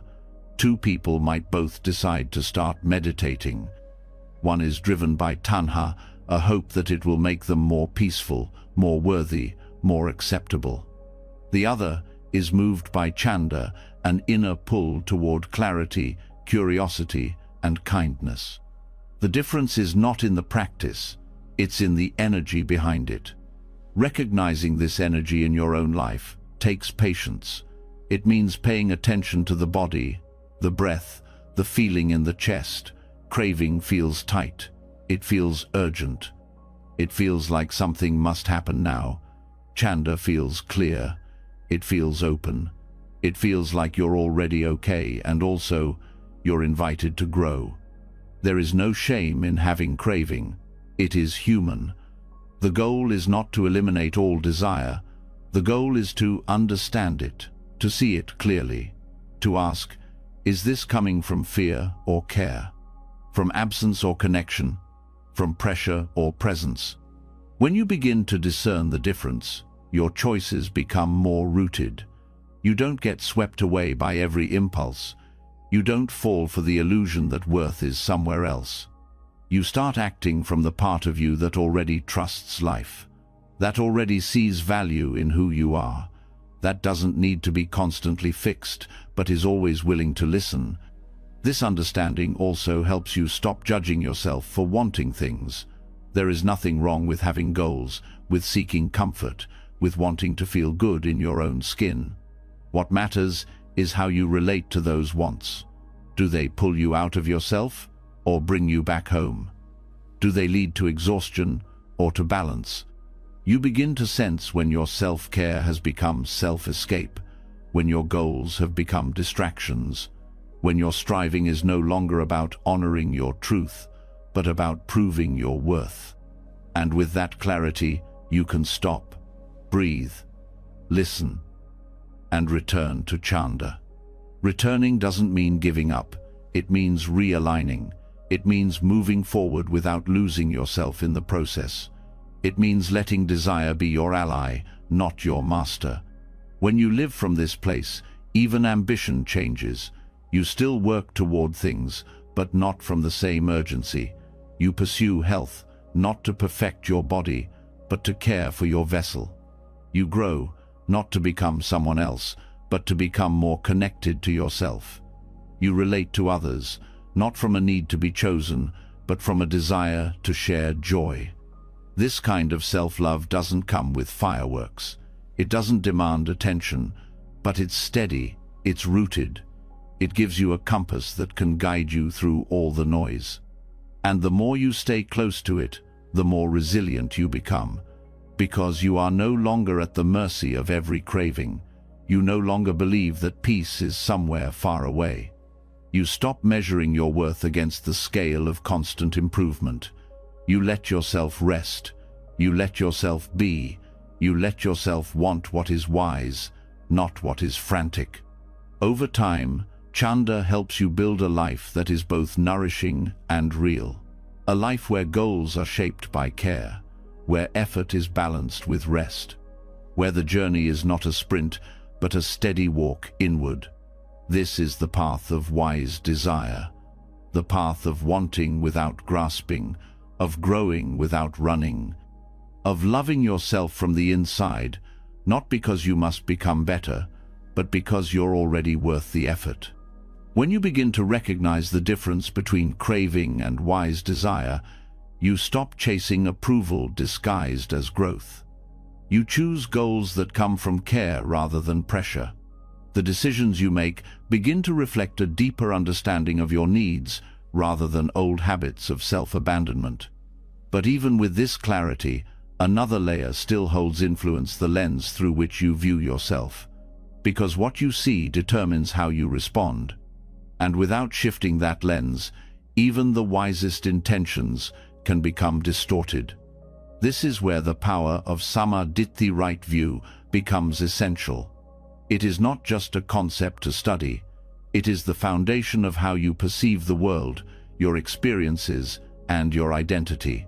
When the view is clouded, everything is misunderstood. When it is clear, even difficulty becomes manageable. Right view is not about holding the correct opinions. It's about seeing reality as it is. And one of the most damaging distortions it corrects is toxic self-perception, the deeply rooted belief that you are not good enough, that you are defective, unworthy, or beyond repair. These beliefs rarely come from a single moment. They are built through years of misunderstanding, cultural conditioning, unprocessed pain, and repeated narratives. They don't simply appear in the mind, they grow through misperception, through the view that your worth is dependent on performance, image, or perfection. Right view does not ask you to ignore the pain you've been through. It simply asks you to question the conclusions you've drawn from it. You may have been rejected, but that does not mean you are unlovable. You may have failed, but that does not mean you are incapable. You may have made mistakes, but that does not mean you are bad. When you see clearly, you separate the event from the identity. You stop letting temporary experiences define your permanent sense of self.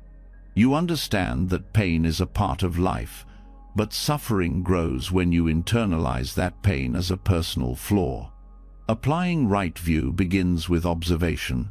You notice how your mind labels you, not just in obvious moments, but in subtle thoughts throughout the day. When you spill something, the voice says, "I'm so stupid." When you forget something, it says, "I can't do anything right." These thoughts seem harmless at first, but repeated enough, they become the way you view yourself. Right view allows you to pause and ask, is this true? Is this permanent? Is this the whole story? This kind of reflection brings awareness to automatic thought patterns. You begin to see them not as facts, but as conditioned responses. You become more curious, less reactive. Instead of agreeing with the inner critic, you investigate. You ask what it's trying to protect. You uncover the old beliefs it's built on. You offer space rather than resistance. This shift is not about forcing positivity. It's about aligning your perception with reality. You stop believing you are the voice in your head and start recognizing you are the one who hears it. That separation creates freedom. It gives you room to choose a different response, not one rooted in fear, but in understanding. Right view also transforms how you relate to emotions. Without it, difficult feelings are seen as problems. With it, they are seen as signals. Sadness becomes a call for care. Anger becomes a sign of violated boundaries. Anxiety becomes a request for safety. Emotions are no longer seen as threats to be avoided, but as messengers to be heard. When your perception changes, so does your behavior. You stop avoiding what makes you uncomfortable. You stop punishing yourself for not feeling good all the time. You start meeting your experience with more honesty and less resistance. You also stop comparing your inner world to other people's outside. You no longer use someone else's success to measure your value. You understand that what you see in others is not the whole story, just as others can't see the whole of you. This awareness reduces envy and builds empathy. You become less interested in proving yourself and more interested in knowing yourself. Right view helps you understand cause and effect with more precision. You no longer blame yourself blindly for outcomes. You see that conditions give rise to results. If you struggled with something, it doesn't mean you're weak, it means there were causes. And those causes can be studied, understood, and changed. This understanding builds confidence. Because if your suffering is not fixed, if your identity is not set, then growth is not only possible, it's natural. You no longer need to strive to become someone better. You begin to allow yourself to unfold into someone more true. Right view teaches that everything you experience is part of a web of conditions. Your thoughts, behaviors, and even your identity are not isolated. They are shaped by environment, relationships, memories, and beliefs. And when those conditions shift, you shift. This doesn't make you unstable, it makes you adaptable. Toxic self-perception thrives in isolation. It grows when you believe you are the only one struggling. But right view reveals the truth of shared humanity. Everyone suffers. Everyone has wounds. Everyone carries burdens you can't see. This realization softens judgment both toward others and toward yourself. You begin to speak more gently to yourself. Not because you're trying to be nice, but because you understand that harshness is not wisdom. You stop calling yourself names when you're tired or overwhelmed. You stop using your pain as evidence that you're failing. You start choosing words that support healing rather than shame. Right view also teaches you to value intention. Instead of measuring your worth by results, you begin to ask, was I acting from sincerity? Did I try to bring presence even if I didn't get it right? This shift reduces anxiety.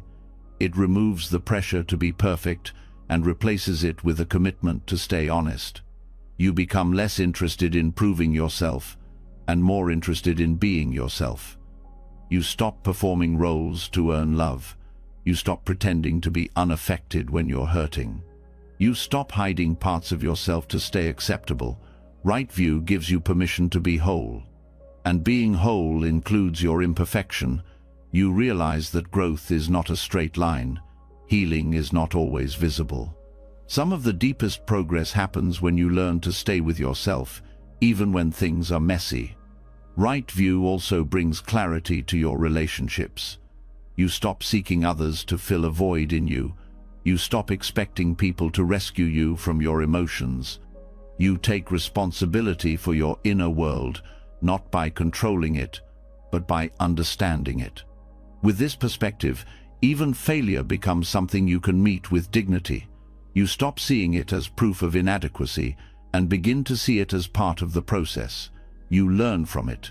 You adjust. You continue, not because you are strong in the conventional sense, but because you have stopped believing that struggle defines you. This way of seeing also brings lightness. You begin to laugh more, even at your own mistakes. You don't take your thoughts so seriously.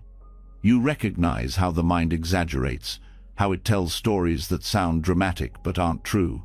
And in that recognition, you step back, you smile, you breathe.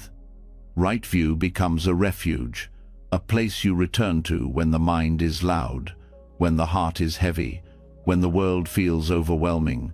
It reminds you that clarity is always possible, that even when you feel lost, the way forward begins with how you see. And when you begin to see clearly, self-love is no longer something you try to achieve.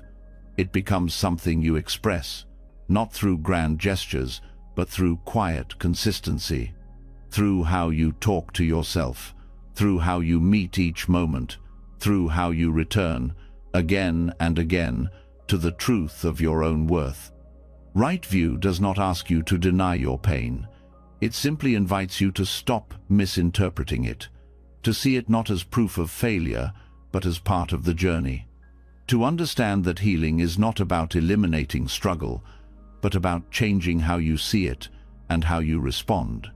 And in that response, you begin to reshape your life, not by changing everything outside, but by changing what you believe inside. You live with more ease, more presence, more compassion. And that compassion extends outward, because when you stop seeing yourself as broken, you stop needing to fix everyone else. You begin to live with less judgment and more understanding. You become more available to yourself, to others, to life. Not because things are perfect, but because you no longer expect them to be. Right view transforms everything, not by changing what happens, but by changing how you relate to it. And that shift from confusion to clarity, from fear to compassion, is the foundation of lasting self-love. When your view begins to shift, when you stop believing every critical thought and start meeting yourself with clarity, something deeper begins to surface. Beneath the thoughts, beneath the narratives, there is still the rawness of experience, the heaviness that sits quietly in the body, the ache that words can't always touch. No matter how much insight you develop, pain still arises. No matter how much you grow, life still delivers uncertainty, loss, and heartbreak. The difference now is how you relate to it. This is where true healing begins, not in escaping suffering, but in turning toward it, not with resistance, but with warmth, not to be consumed by it, but to finally meet it without fear. The Buddha spoke of dukkha, the first noble truth, often translated as suffering, but it carries more nuance: discomfort, instability, dissatisfaction. That feeling that things aren't quite how you want them to be. It exists in the mind, in the body, in your daily life. It comes in big waves and in subtle undercurrents. And while most of the world runs from it, Buddhist practice teaches a different path, one that doesn't seek to fix it, escape it, or numb it, but to accept it without resistance. This does not mean liking suffering. It doesn't mean agreeing with it or resigning to it. Acceptance in this context means stopping the inner war. It means allowing what is already here to be seen fully, gently, and without pushing it away. When you resist pain, it multiplies. The fear of feeling it adds another layer. The shame about having it adds more. The judgment that it shouldn't be happening builds another wall. Soon, The original discomfort is wrapped in layers of suffering that make it even harder to bear. But when you turn toward dukkha with tenderness, something begins to change. You start to feel less trapped, less guarded. The pain may still be present, but it's not attacking you anymore. You stop bracing, you stop contracting, you start listening. This kind of acceptance is not a passive collapse. It's an active opening, a willingness to be present with what hurts, because pushing it away has only deepened the wound. You learn to sit with sadness without needing to explain it, to allow grief without trying to rush through it, to be with fear without letting it control your decisions. And in that sitting, that allowing, a new kind of strength is formed, a strength that doesn't need to be hard, a strength that comes from gentleness. The mind may say, "This shouldn't be happening." The body may tense in reaction, but you stay, you breathe, you recognize the mind's protest as just another movement of thought. You recognize the tension as an old habit of self-protection, and slowly you soften. Each moment of non-resistance is a moment of healing, not because it removes the pain, but because it changes your relationship with it. You stop being its victim, you become its witness. This changes your self-perception in a profound way. You begin to realize that suffering does not make you weak, that pain does not mean you're failing, that struggling is not proof you're broken. You start to understand that being with pain is not the same as being consumed by it. You learn to hold it without collapsing. This process brings honesty. You can finally admit when you're hurting without the need to explain or justify it. You no longer feel the pressure to perform strength. You begin to see vulnerability not as something to hide, but as something sacred. Self-acceptance deepens here, because when you allow suffering to be part of your experience, you stop judging yourself for being human. You stop expecting constant ease. You stop resenting discomfort as a sign of deficiency, and that changes everything. You become more real, more compassionate, more grounded. You stop fighting reality and start moving with it. This doesn't mean giving in to despair. It means letting go of the fight against what already is. It means allowing the storm to pass through you instead of trying to block the sky. You learn to trust that you can feel difficult things without becoming them, that sadness can be met with softness, that fear can be held with breath, that loneliness can be witnessed with care. In doing this, you start to build inner safety not by avoiding pain, but by learning how to stay with it without judgment. That safety becomes the foundation for deeper healing. The more you practice this, the more you start to see suffering as part of the human journey, not a personal flaw.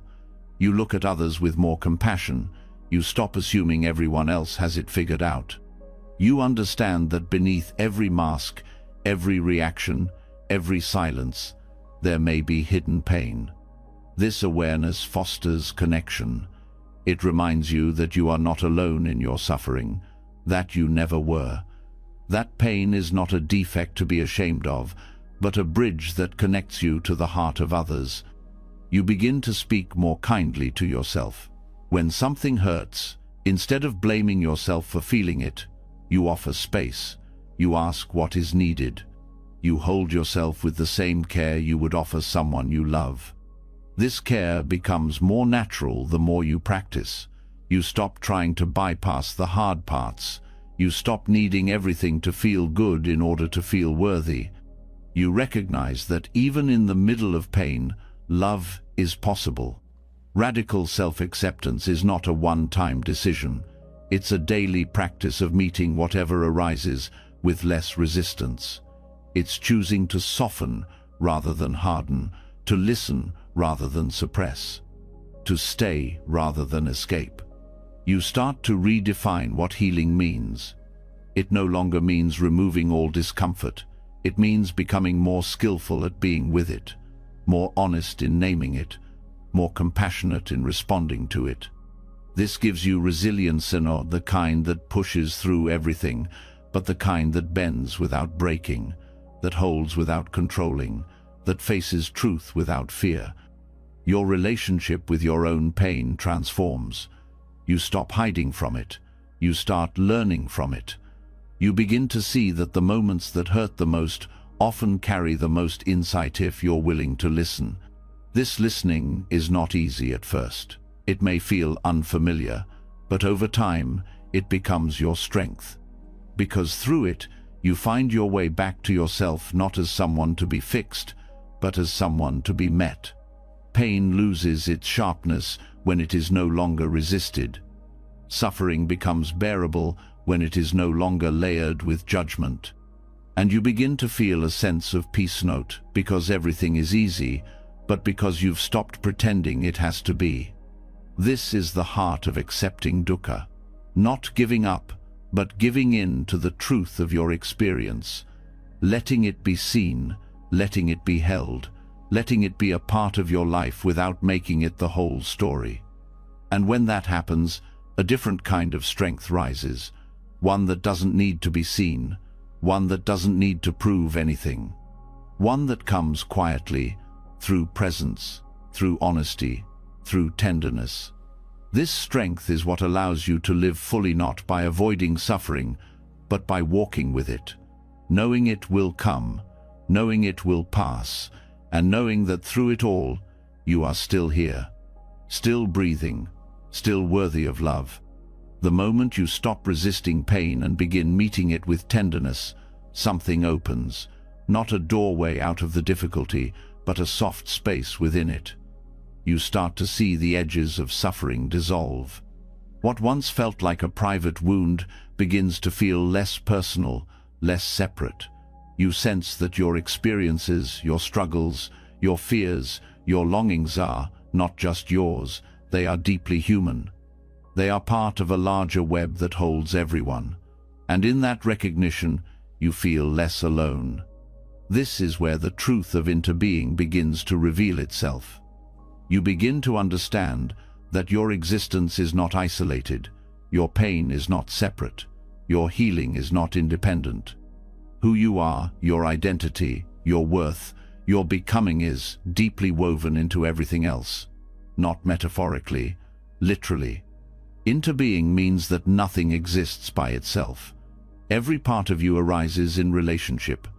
Your thoughts were shaped by language taught to you by others. Your feelings have roots in your experiences with people, places, stories. Even your breath is not yours, alone taken from trees, shared with the sky. The Buddha's teaching of paticca samuppada-dependent origination reveals this truth at the deepest level. Nothing arises without conditions.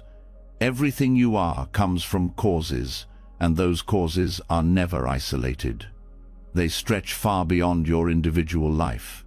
When you see this clearly, the illusion of separation begins to dissolve. This changes how you see yourself.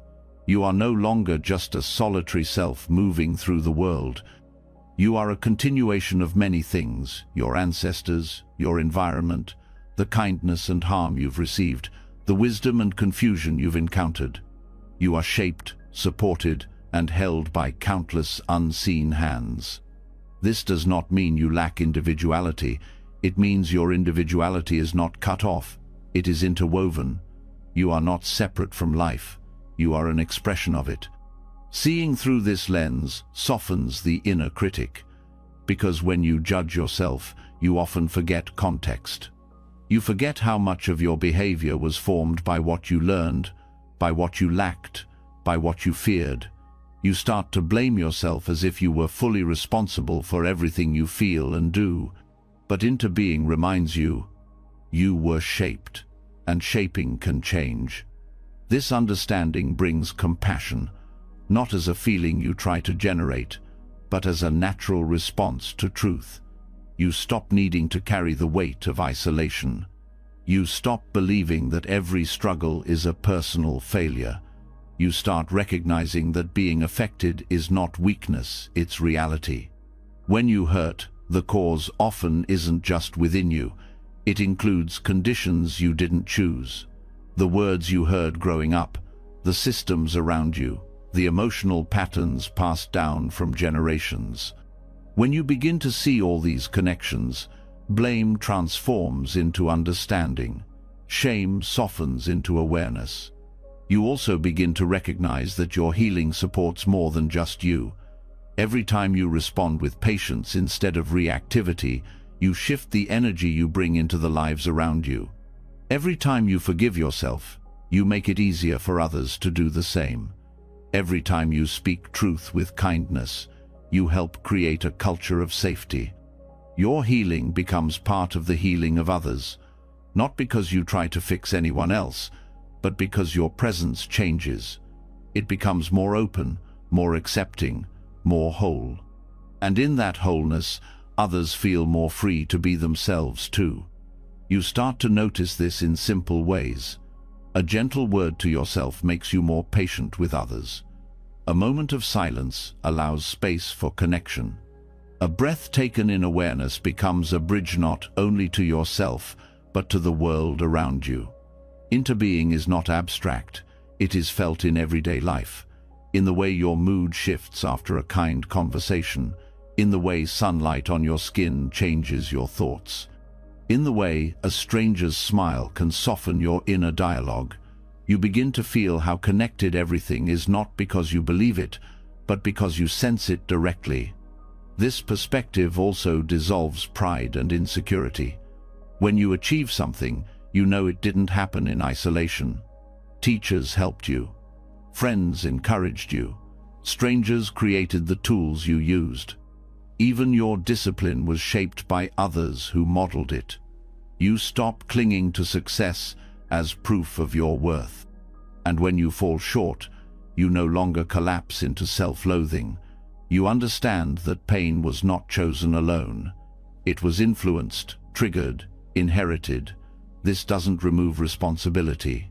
It adds context, and context brings wisdom. You begin to live with more humility and more confidence because you are no longer trying to carry the burden of being everything by yourself. You allow help. You offer help. You see others not as separate from you, but as part of your own unfolding. Your identity begins to feel less rigid.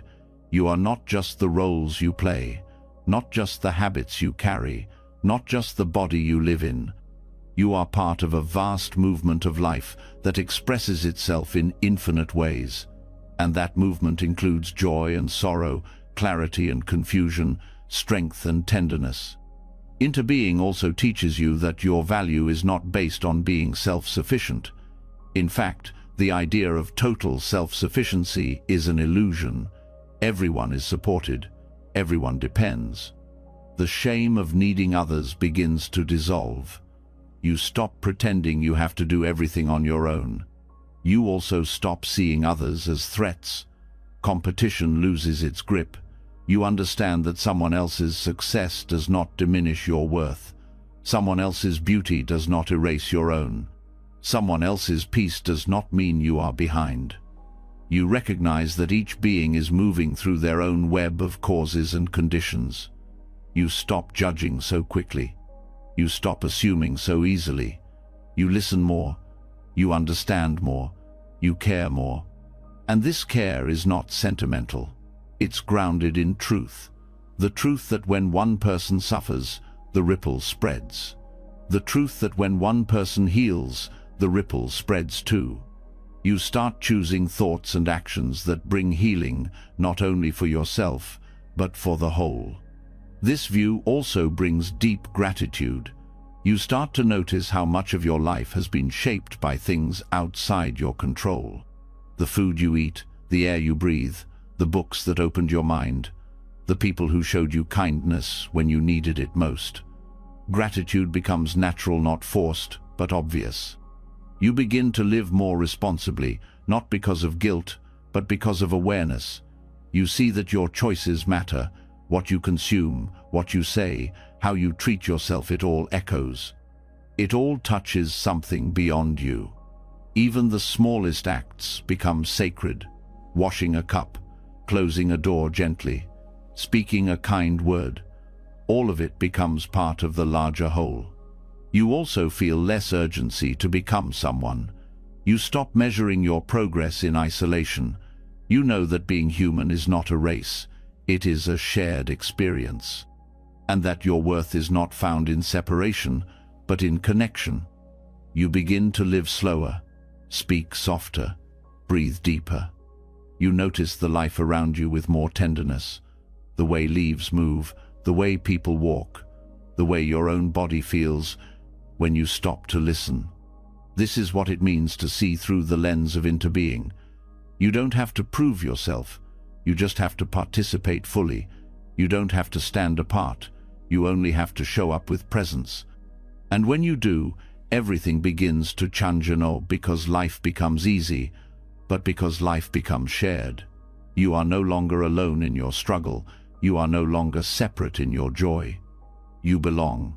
You always did. Now, you begin to live like it.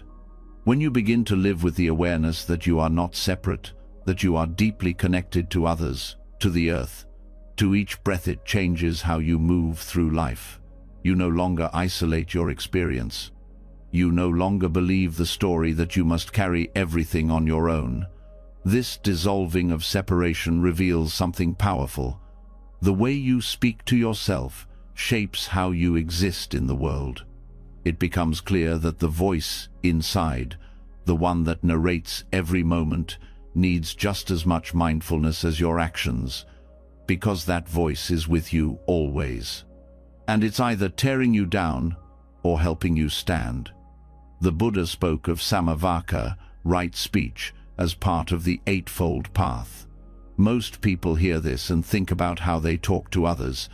Speak truthfully, be kind, avoid gossip and harm. But what's often forgotten is that the person you speak to the most every single day is yourself, and no one else hears those words as deeply as you do. Your inner voice carries weight, the tone, the rhythm, the intention behind your thoughts. It affects how you feel, how you act, and how you see yourself. If that voice is harsh, critical, or impatient, it creates tension that ripples through your life. But if it's mindful, clear, and compassionate, it becomes a quiet refuge. Not a false cheerleader, but an honest and supportive presence. Right speech inward starts with awareness. Begin to notice the language you use inside. When you make a mistake, what's the first thing you say to yourself? When you feel anxious or uncertain, how do you respond? Do you meet yourself with kindness or with blame? This awareness is not meant to judge you, it's meant to reveal the pattern. The truth is, many people speak to themselves in ways they would never speak to a loved one. They call themselves names, question their worth, replay regrets with a tone of contempt. And it happens so often that it begins to feel normal. But this inner harshness is not harmless. It becomes a background frequency that shapes your emotional state, your sense of identity, and your relationship with the world. Right speech is not just about using pleasant words. It's about being honest without being cruel. It's about recognizing when your thoughts are exaggerating or generalizing. It's about learning to interrupt that voice when it starts repeating old judgments that no longer serve you. One way to begin transforming your inner speech is to pay attention to accuracy. Often the mind uses absolute language. I always mess things up. No one cares. I'll never change. These phrases are rarely true, but they carry emotional weight. They close you off. They feed hopelessness. Mindful speech replaces absolutes with specifics. That moment was hard. I'm feeling alone right now. I've struggled before, but I've also grown. This shift doesn't erase difficulty, it gives you clarity. Another key is to reduce internal blame. When something goes wrong, the inner voice may immediately assign fault. It's your fault. You should have known better. What's wrong with you? This kind of speech doesn't help you reflect, it traps you in shame. Right speech invites you to ask instead, what led to this? What can I learn? How can I meet this with care? These questions keep you open. They create space for understanding. not self-attack. It's also important to consider the tone of your inner voice. Not just the content, but the energy. Is it cold? Is it frantic? Is it dismissive? Begin to shift the tone to one of warmth, not because everything is fine, but because you deserve to be met with respect, even when things are hard. Mindful inner speech includes silence. Sometimes the kindest thing you can do is stop the spiral of thought. Take a breath. Let go of the urge to narrate or analyze. Let quiet be the response. This pause can interrupt habits of reactivity and create space for a deeper truth to emerge. Right speech inward is also about encouragement. Not empty praise, but genuine support. You're trying. This matters. It's okay to feel this. You don't have to do it all right now. These phrases don't inflate the ego, they soothe the nervous system. They remind you that effort is enough, that presence is progress. One of the most powerful tools for changing inner speech is self-compassion. This doesn't mean excusing every behavior or avoiding responsibility. It means acknowledging pain without doubling it through judgment. When you make a mistake, you can still be accountable without being cruel. When you feel overwhelmed, you can allow the feeling without calling yourself weak. The quality of your inner dialogue also shapes how you relate to others. If your own mind is a place of harshness, it's hard to extend real compassion outward. You may react with irritation, defensiveness, or distancement because you don't care, but because you're carrying too much inner tension. But when your inner voice becomes more spacious, your outer actions follow. You become more patient, more honest, more grounded. Transforming your self-talk is a practice. It won't change overnight. The old patterns may be strong, especially if they were formed early in life. But with awareness, you can begin to interrupt them. You can choose a different voice, one that doesn't distort or flatter, but simply tells the truth with care. This transformation doesn't mean eliminating all negative thoughts. It means not believing them so quickly. It means responding to them with wisdom rather than reaction. You can acknowledge fear without letting it define you. You can feel sadness without creating a story of failure around it. You can notice doubt without surrendering to it. Language matters because it builds your internal environment. Just as the words you speak to others affect relationships, the words you speak to yourself affect your relationship with your own life. When those words are rooted in right speech, they become a foundation for inner safety. You can begin small. Replace one unkind phrase with a neutral one. Soften one judgment. Pause before finishing a sentence in your mind that you know leads nowhere helpful. Over time, these small shifts create a new pattern known where your inner world becomes a place you can trust. When the voice inside is aligned with right speech, it doesn't mean you avoid truth. It means you speak truth with integrity. You say what is real, but you say it with care. You say it with the intention to support, not to punish. You say it because you want to live in harmony with yourself. Right speech inward is not a luxury. It is essential. It is how you learn to stay with yourself through difficulty, how you repair the damage caused by years of inner criticism, how you create a new language, one that lifts you up instead of tearing you down. This new language doesn't have to be poetic. It only has to be sincere. It doesn't have to sound impressive. It only has to be honest. It doesn't have to be perfect. It only has to be kind. As you continue on the path of self-awareness and compassion, the voice inside will change. It will become quieter when needed. It will become stronger when necessary. And most importantly, it will become a friend. Not because you forced it, but because you showed it what love sounds like. As your inner voice becomes more honest and kind, something profound begins to happen. You stop carrying the burden of perfection.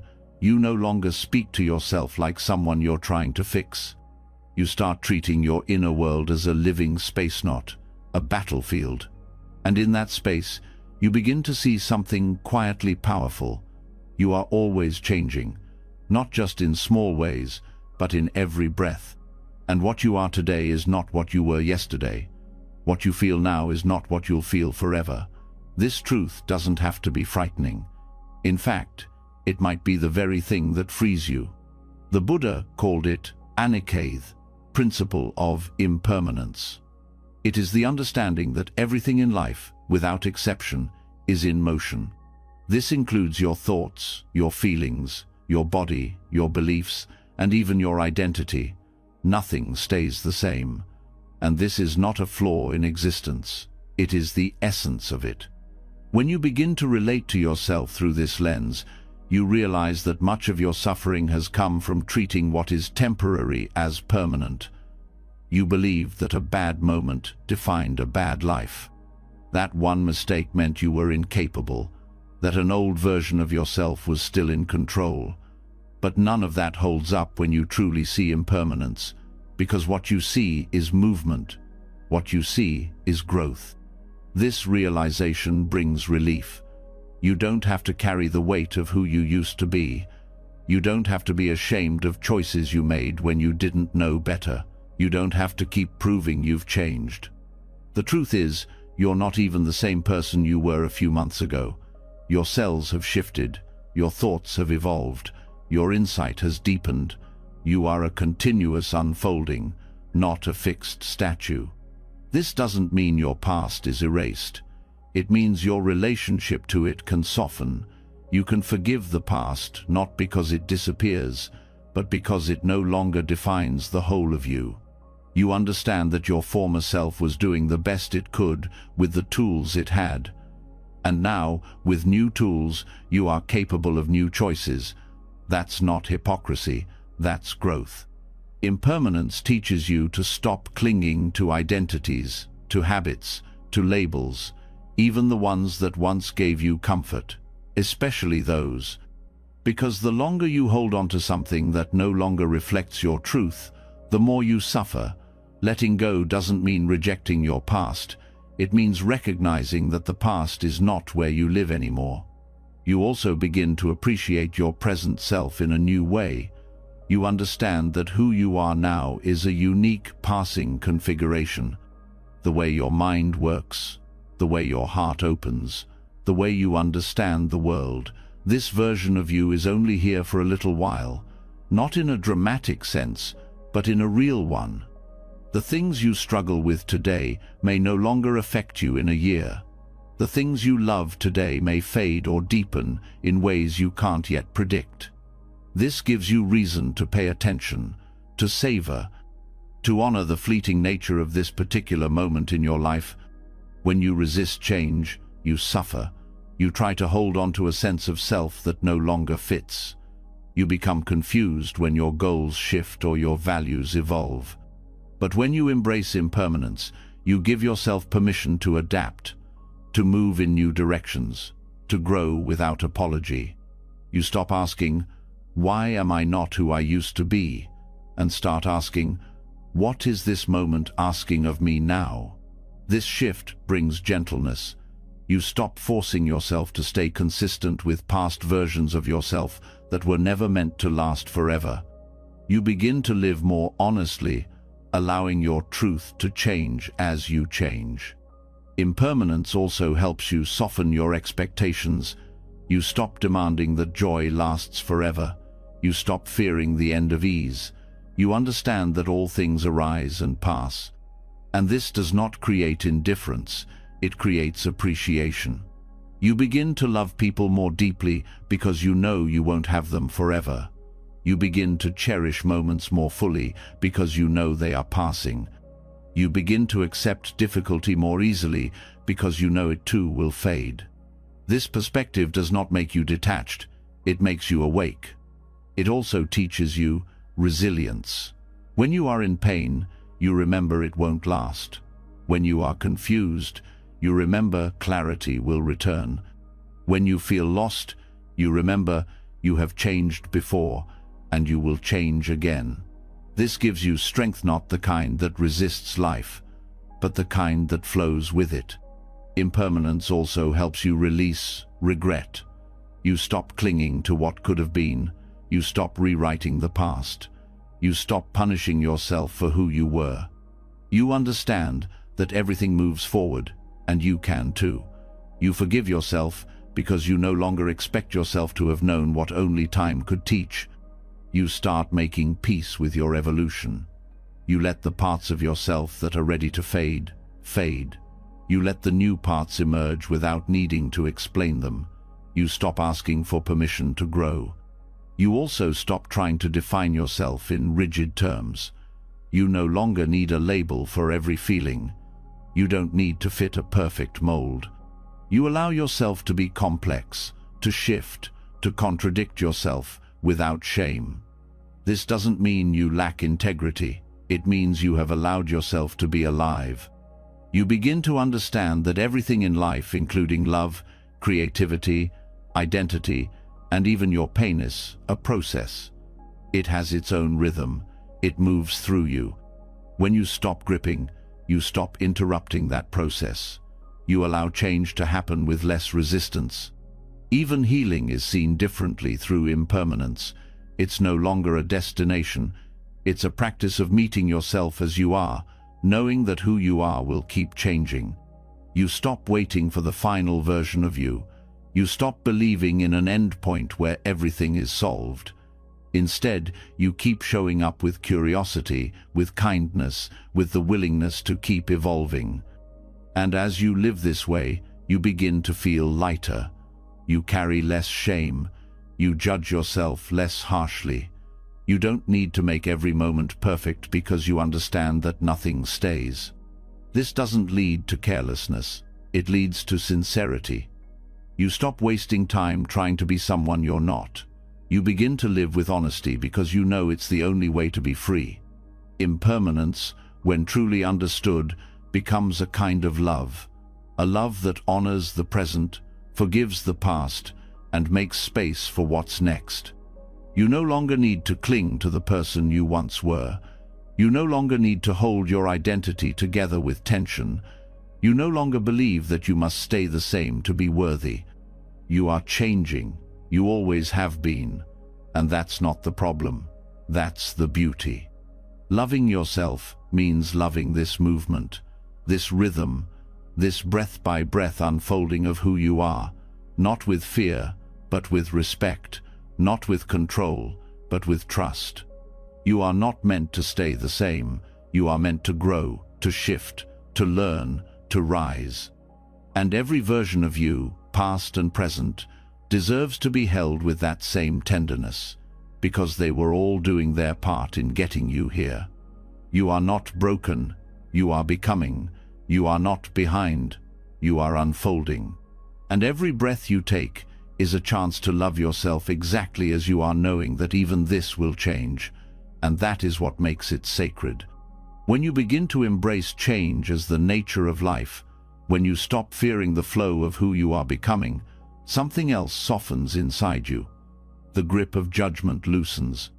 The old need to punish yourself for past mistakes begins to fade. But even as you grow more forgiving, there may still be one place that resists healing, the space where self-hatred hides. It doesn't always speak loudly. Sometimes it appears in the silence after you've tried your best. Sometimes it waits at the edge of your victories, whispering that you're still not enough. And this is where another form of practice becomes essential, a practice that doesn't just help you survive that pain, but gently teaches you how to love through it. This is the heart of Tonglen, a Tibetan meditation practice that works directly with suffering, not by avoiding it, but by breathing it in.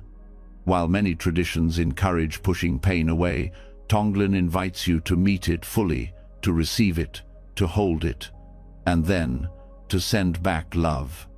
At first, this idea may sound strange. We are often taught to avoid what hurts, to protect ourselves from discomfort, but Tonglen moves in the opposite direction.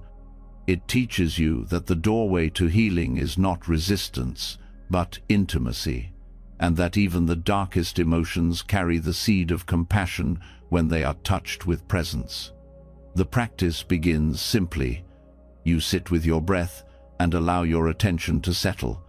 You gently bring to mind a part of yourself that feels heavy, closed, or full of pain. This could be a moment of shame, a memory of failure, or a place inside that still holds anger, fear, or grief. You don't try to change it. You don't push it away. You let it be exactly as it is. Then, as you breathe in, you imagine taking in that suffering, not to absorb it in a harmful way, but to stop running from it. You breathe it in with the wish to bring understanding. With each in-breath, you acknowledge the pain. With each out-breath, you send relief. You exhale softness. You exhale care. You exhale whatever your heart longs to feel: forgiveness, lightness, hope. This exchange reverses the usual pattern.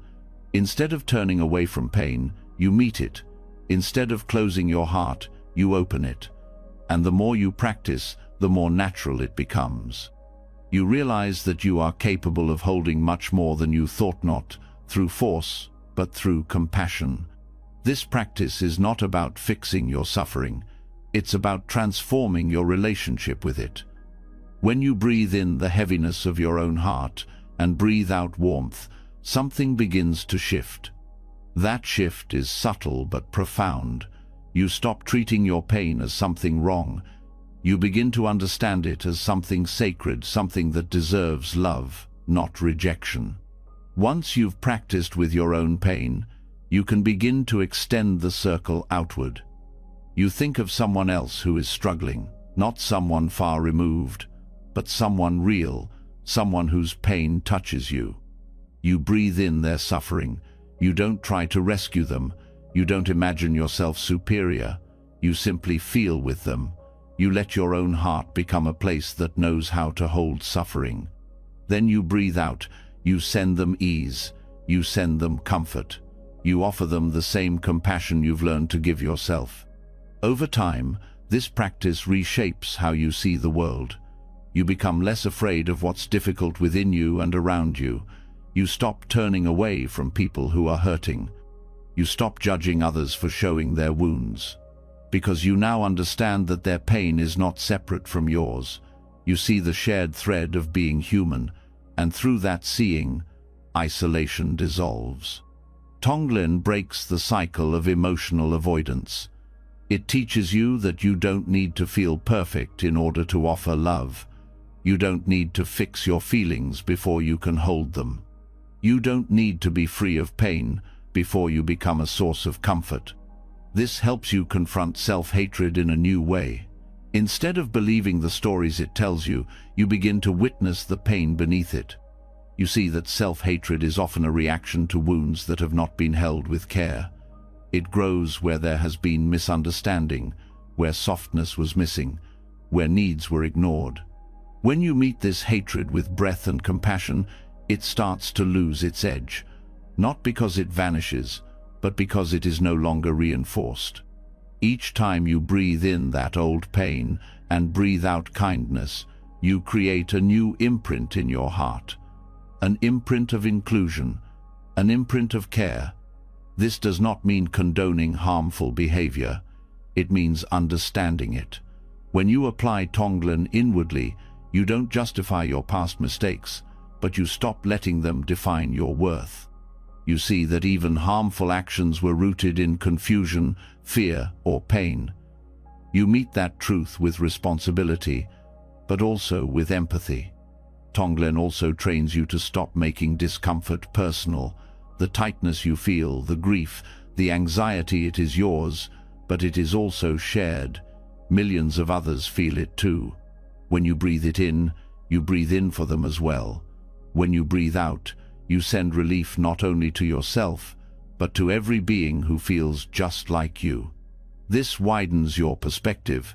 It connects you to something larger. It reminds you that healing is not just about self-improvement. It's about dissolving the barriers between your suffering and the suffering of others. This connection is not abstract. You begin to feel it in daily life. You feel more patient with people who are overwhelmed. You feel less need to defend yourself when others are reactive. You feel less shame about your own emotions, because you know the deeper truth. This is what it means to be human. In practicing Tonglen, you learn to become a vessel, not a container for pain, but a channel for transformation. You let the breath carry you. You let the heart open. You trust that meeting suffering with compassion will always bring more healing than avoiding it with fear. The beauty of this practice is its simplicity. It doesn't require special tools or perfect conditions. It asks only that you be present, that you breathe, that you be willing to meet what is difficult with care. You can use this practice at any moment. When anxiety rises, breathe it in gently and breathe out peace. When old shame returns, breathe it in without resistance and breathe out forgiveness. When someone hurts you, breathe in their pain too, not to take it on, but to soften your own heart. To break the cycle of pain with compassion. This is not a technique for perfect people. It is for those willing to stay open in the middle of what hurts. It is for those tired of running from themselves. It is for those ready to see that even the darkest feeling can be met with love. Through Tonglen, self-hatred becomes the very path to compassion, because when you stop pushing pain away, you discover your ability to care. Not as an idea, but as a lived truth. A truth that breathes. A truth that heals. A truth that does not need to be earned. The transformation is not dramatic. It is steady, quiet, real. And in that quiet, a different kind of strength is born. One that doesn't come from fighting pain, but from embracing it with a heart that no longer turns away. As you practice meeting pain with breath and compassion, the way you relate to yourself begins to shift in more subtle places. You no longer run from discomfort. You don't believe harsh stories so quickly. You begin to see suffering not as something to reject, but as something to hold. But even with all this care, there may be one relationship that still feels fractured, the one with your own body.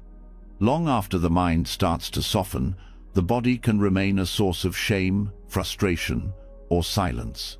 And that silence is often where the deepest disconnection hides. This disconnection does not begin with you. It is built by messages passed down over years. Messages that your body must meet certain standards to be lovable, that it must look a certain way to deserve rest, that it must function without flaw to be respected. These ideas do not come from truth. They come from conditioning, comparison, and culture. And they lead to forgetting the most important thing. Your body is not a problem. It is a sacred ground for awakening.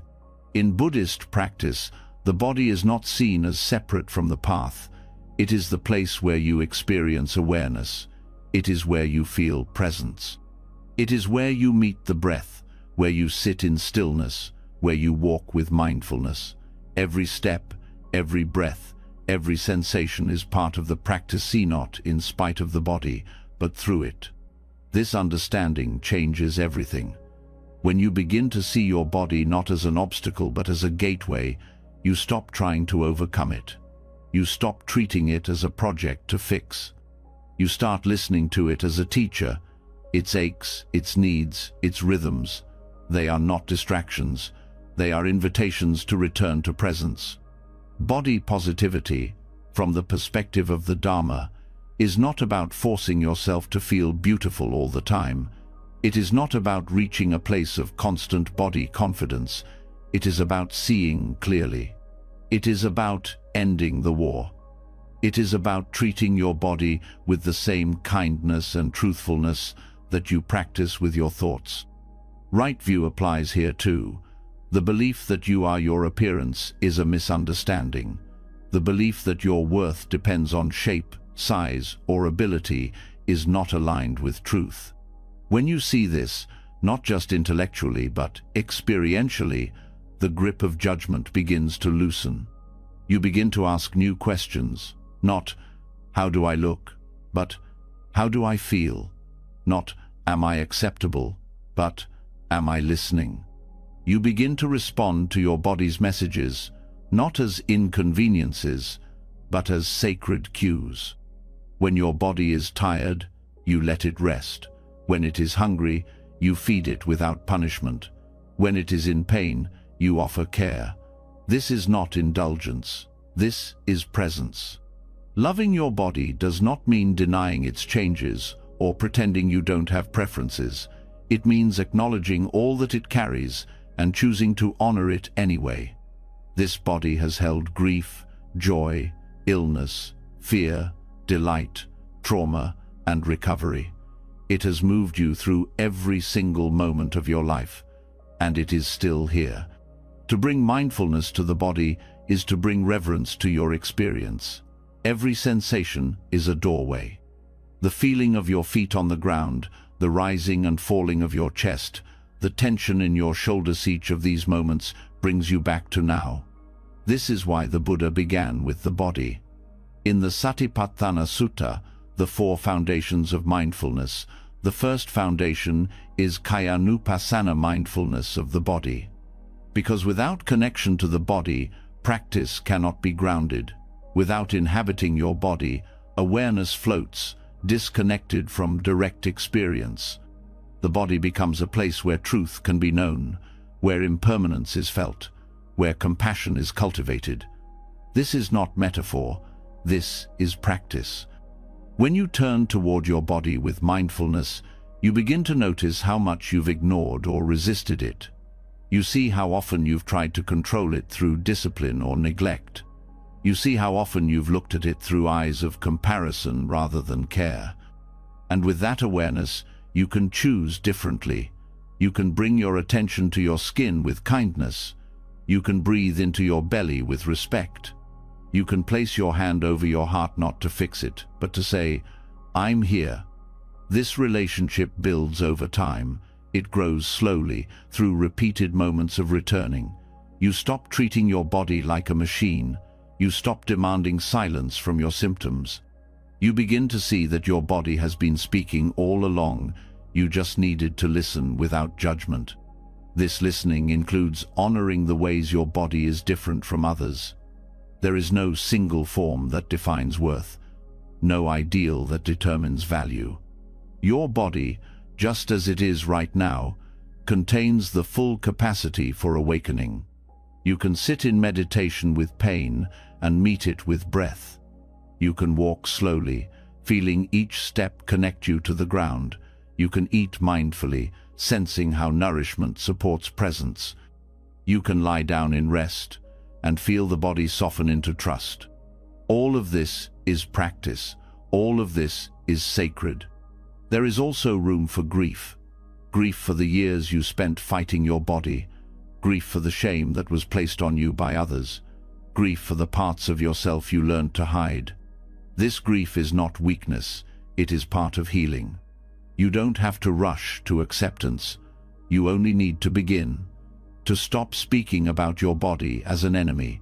To stop waiting until it changes, to offer it love. To begin seeing it not through the eyes of control, but through the lens of presence. The body is the first home you ever had. It is also the one you will carry with you until the end of this life. It makes sense to treat it with care, to return to it with reverence. To remember that this body is not just yours, it is made of earth, water, heat, and breath. It is nature wearing your name. This perspective dissolves the shame placed on bodies that don't meet social standards. You begin to see how absurd it is to measure worth by appearance when the body is so clearly a sacred container for life itself. You also begin to honor what your body can do, not in terms of achievement, but in terms of support. It allows you to touch, to speak, to connect, to move, to rest, to feel. Even when it is in pain, it is still functioning as your bridge to the world. You can begin to thank it for that, not out of guilt, but out of love. Loving your body through Dharma is not a destination. It is a practice of remembering again and again. Every time you get caught in comparison, you return to breath. Every time you feel shame, you return to presence. Every time you forget that your body is sacred, you come back to the simple truth that this body is not a mistake. It is the ground for awakening. You don't have to feel radiant every day. You don't have to reject moments of discomfort, but you can choose not to abandon yourself.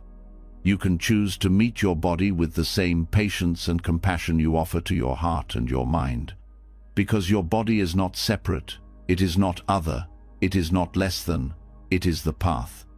And each time you remember that, healing deepens, respect returns, and love becomes not something you wait for, but something you practice through every breath, every movement, every moment of gentle return.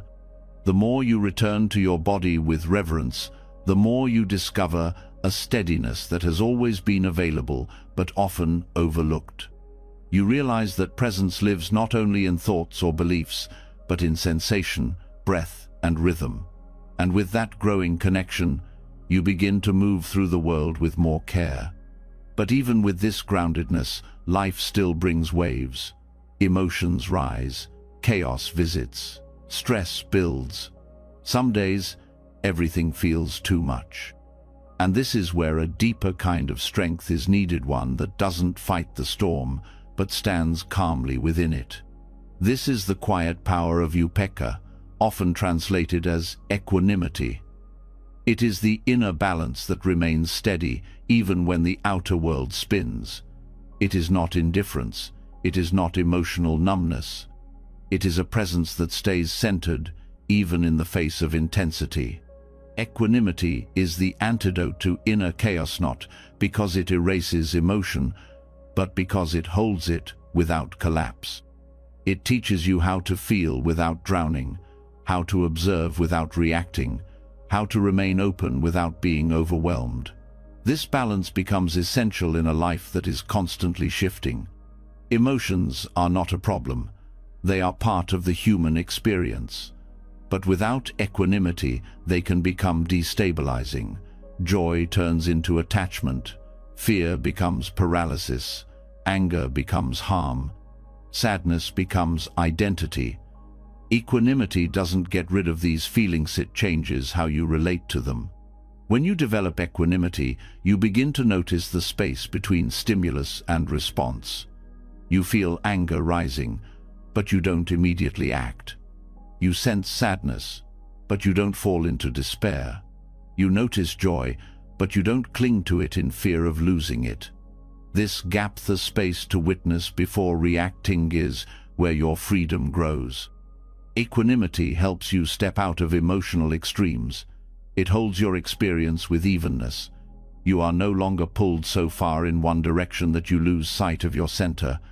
You begin to trust that what rises will also pass, and you learn to stay steady in the middle. This steadiness is not hard or cold. It's warm, grounded, and accepting. It allows you to be fully human while remaining clear. You cry without shame. You feel deeply without apology. But you don't let your emotions define you. You become the space in which they unfold, not the emotion itself. This shift is subtle but transformative. You stop being ruled by inner weather. You stop chasing only what feels good and resisting what feels bad. You begin to live with more consistency, not because you don't feel, but because you are no longer thrown off course by what you feel. Developing equanimity requires attention. It is not something you force. It grows through practice, through mindfulness, through patience, through seeing things clearly. When you are caught in a strong emotion, you pause, you breathe, you name it without judgment. You remind yourself that this moment is not forever, that this feeling is not your identity, that you have room to hold this. Over time, the nervous system begins to settle. Your body learns that not every wave needs to be reacted to. Your mind learns that not every thought is urgent. Your heart learns that calm is not the absence of feeling, but the ability to stay open to all of it.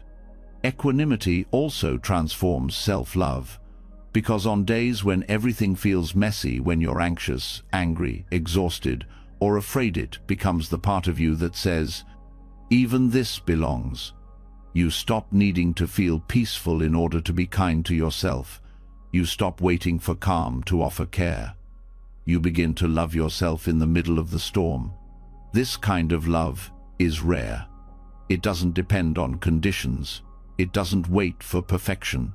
It shows up again and again, because that's what real love does.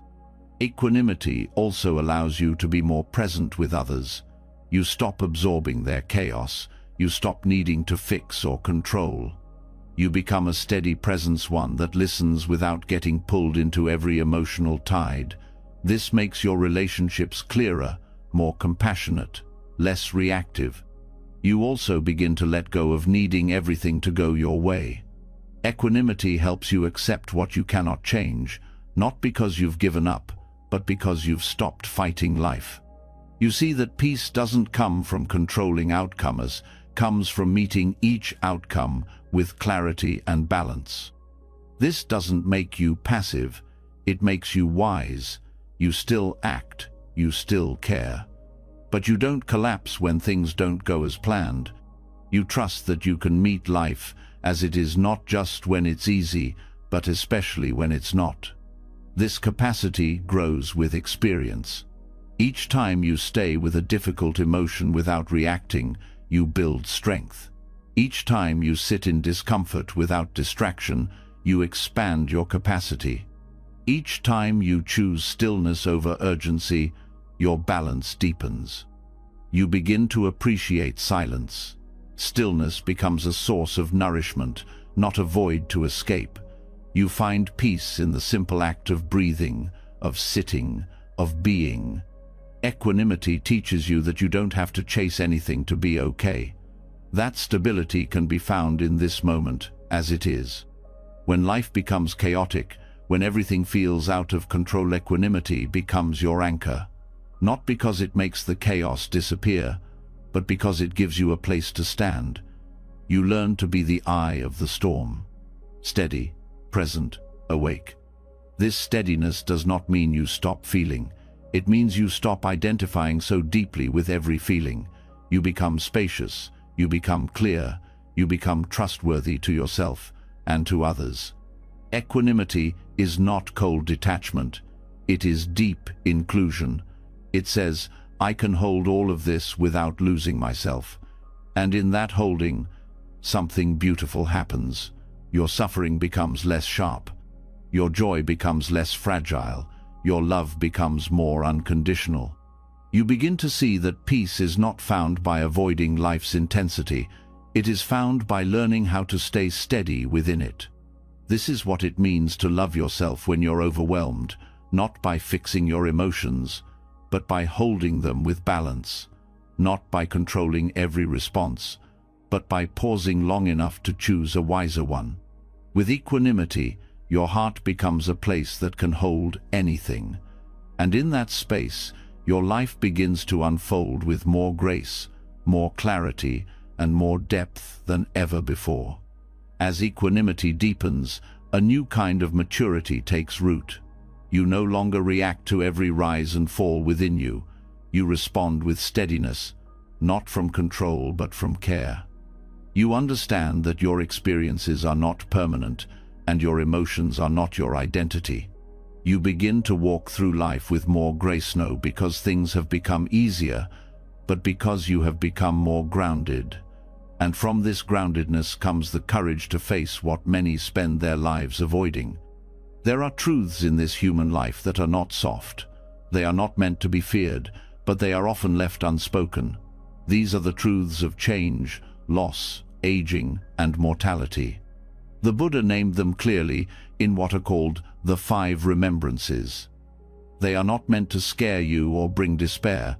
They are offered as tools to wake you up, to remind you that your life is sacred not because it lasts forever, but because it doesn't. The 5 remembrances are: I am of the nature to grow old.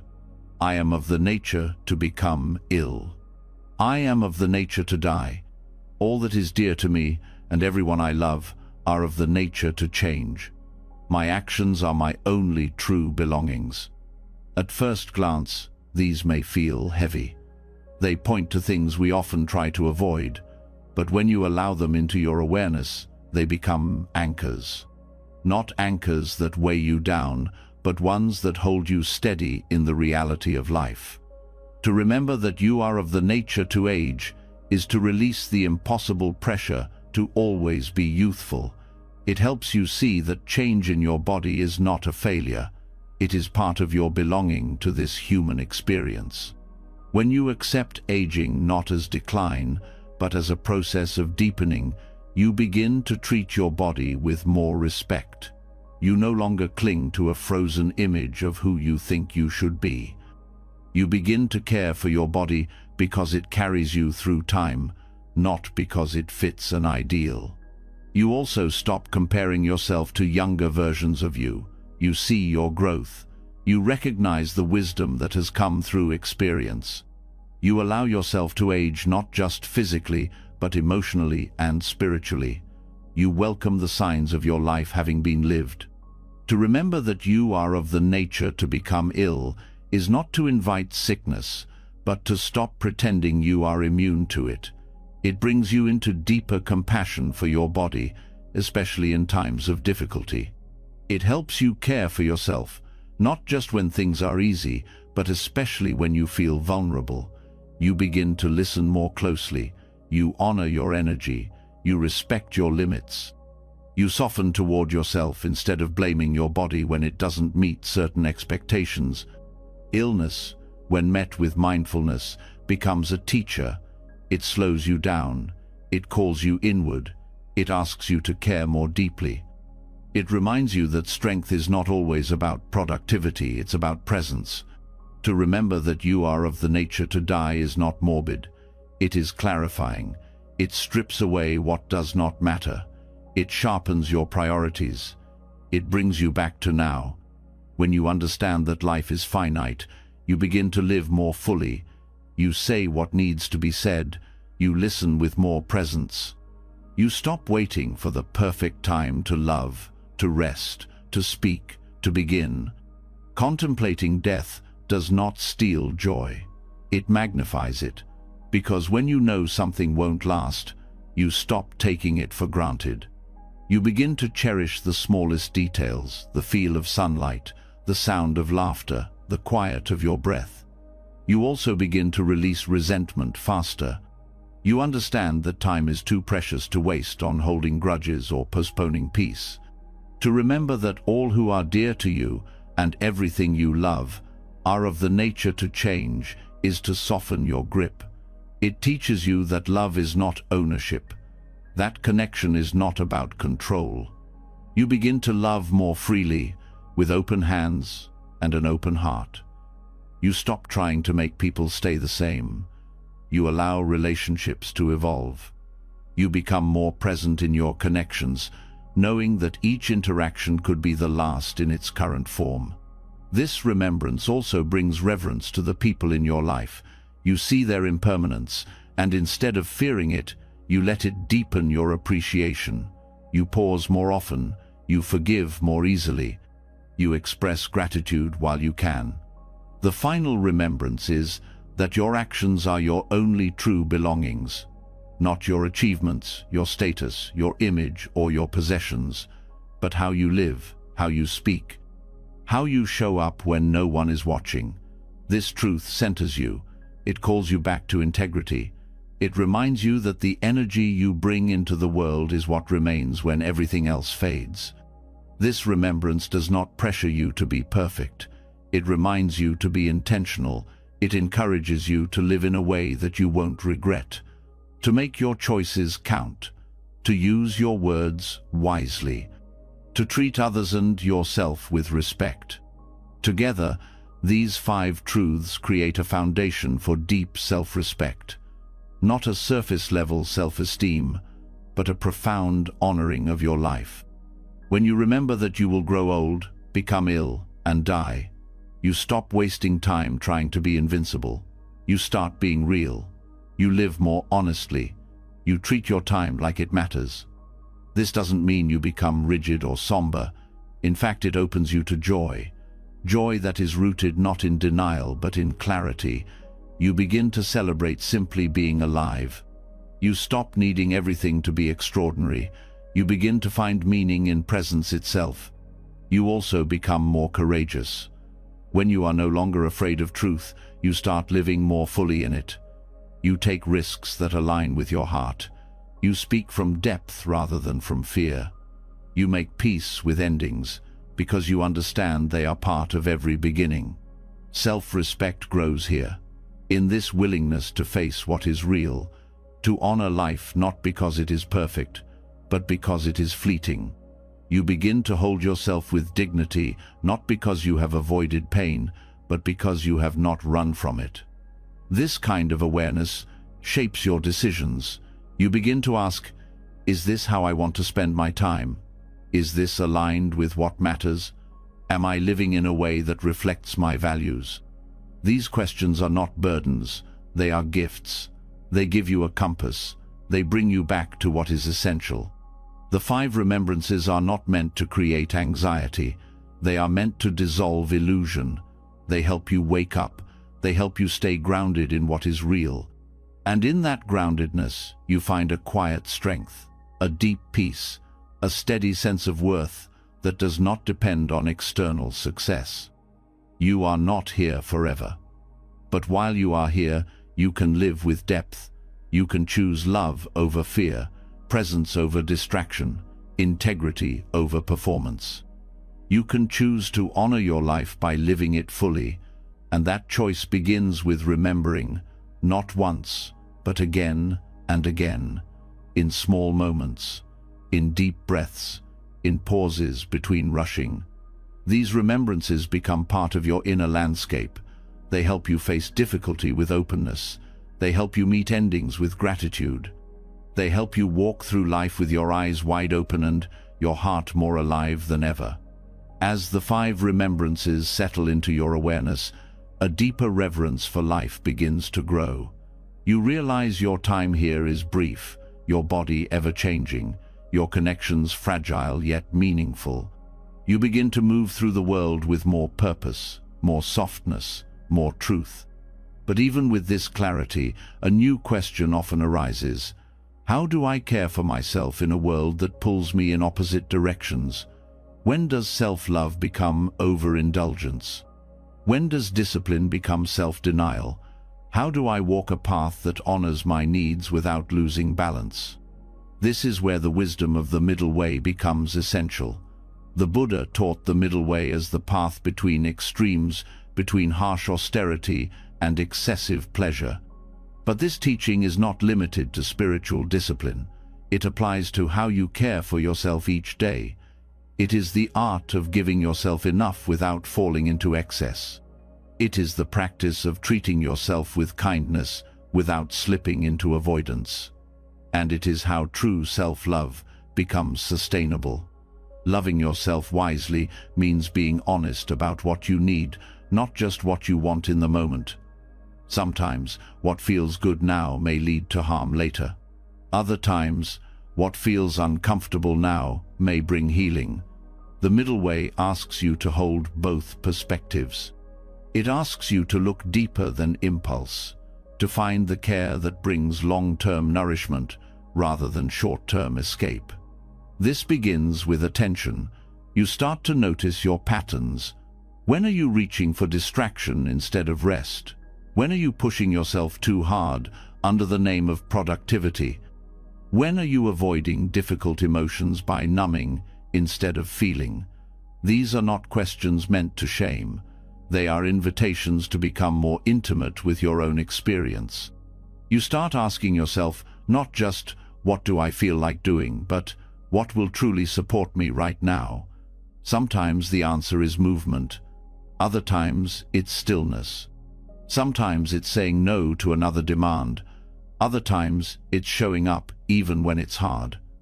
The middle way teaches you to listen, to discern, to respond with wisdom instead of reaction.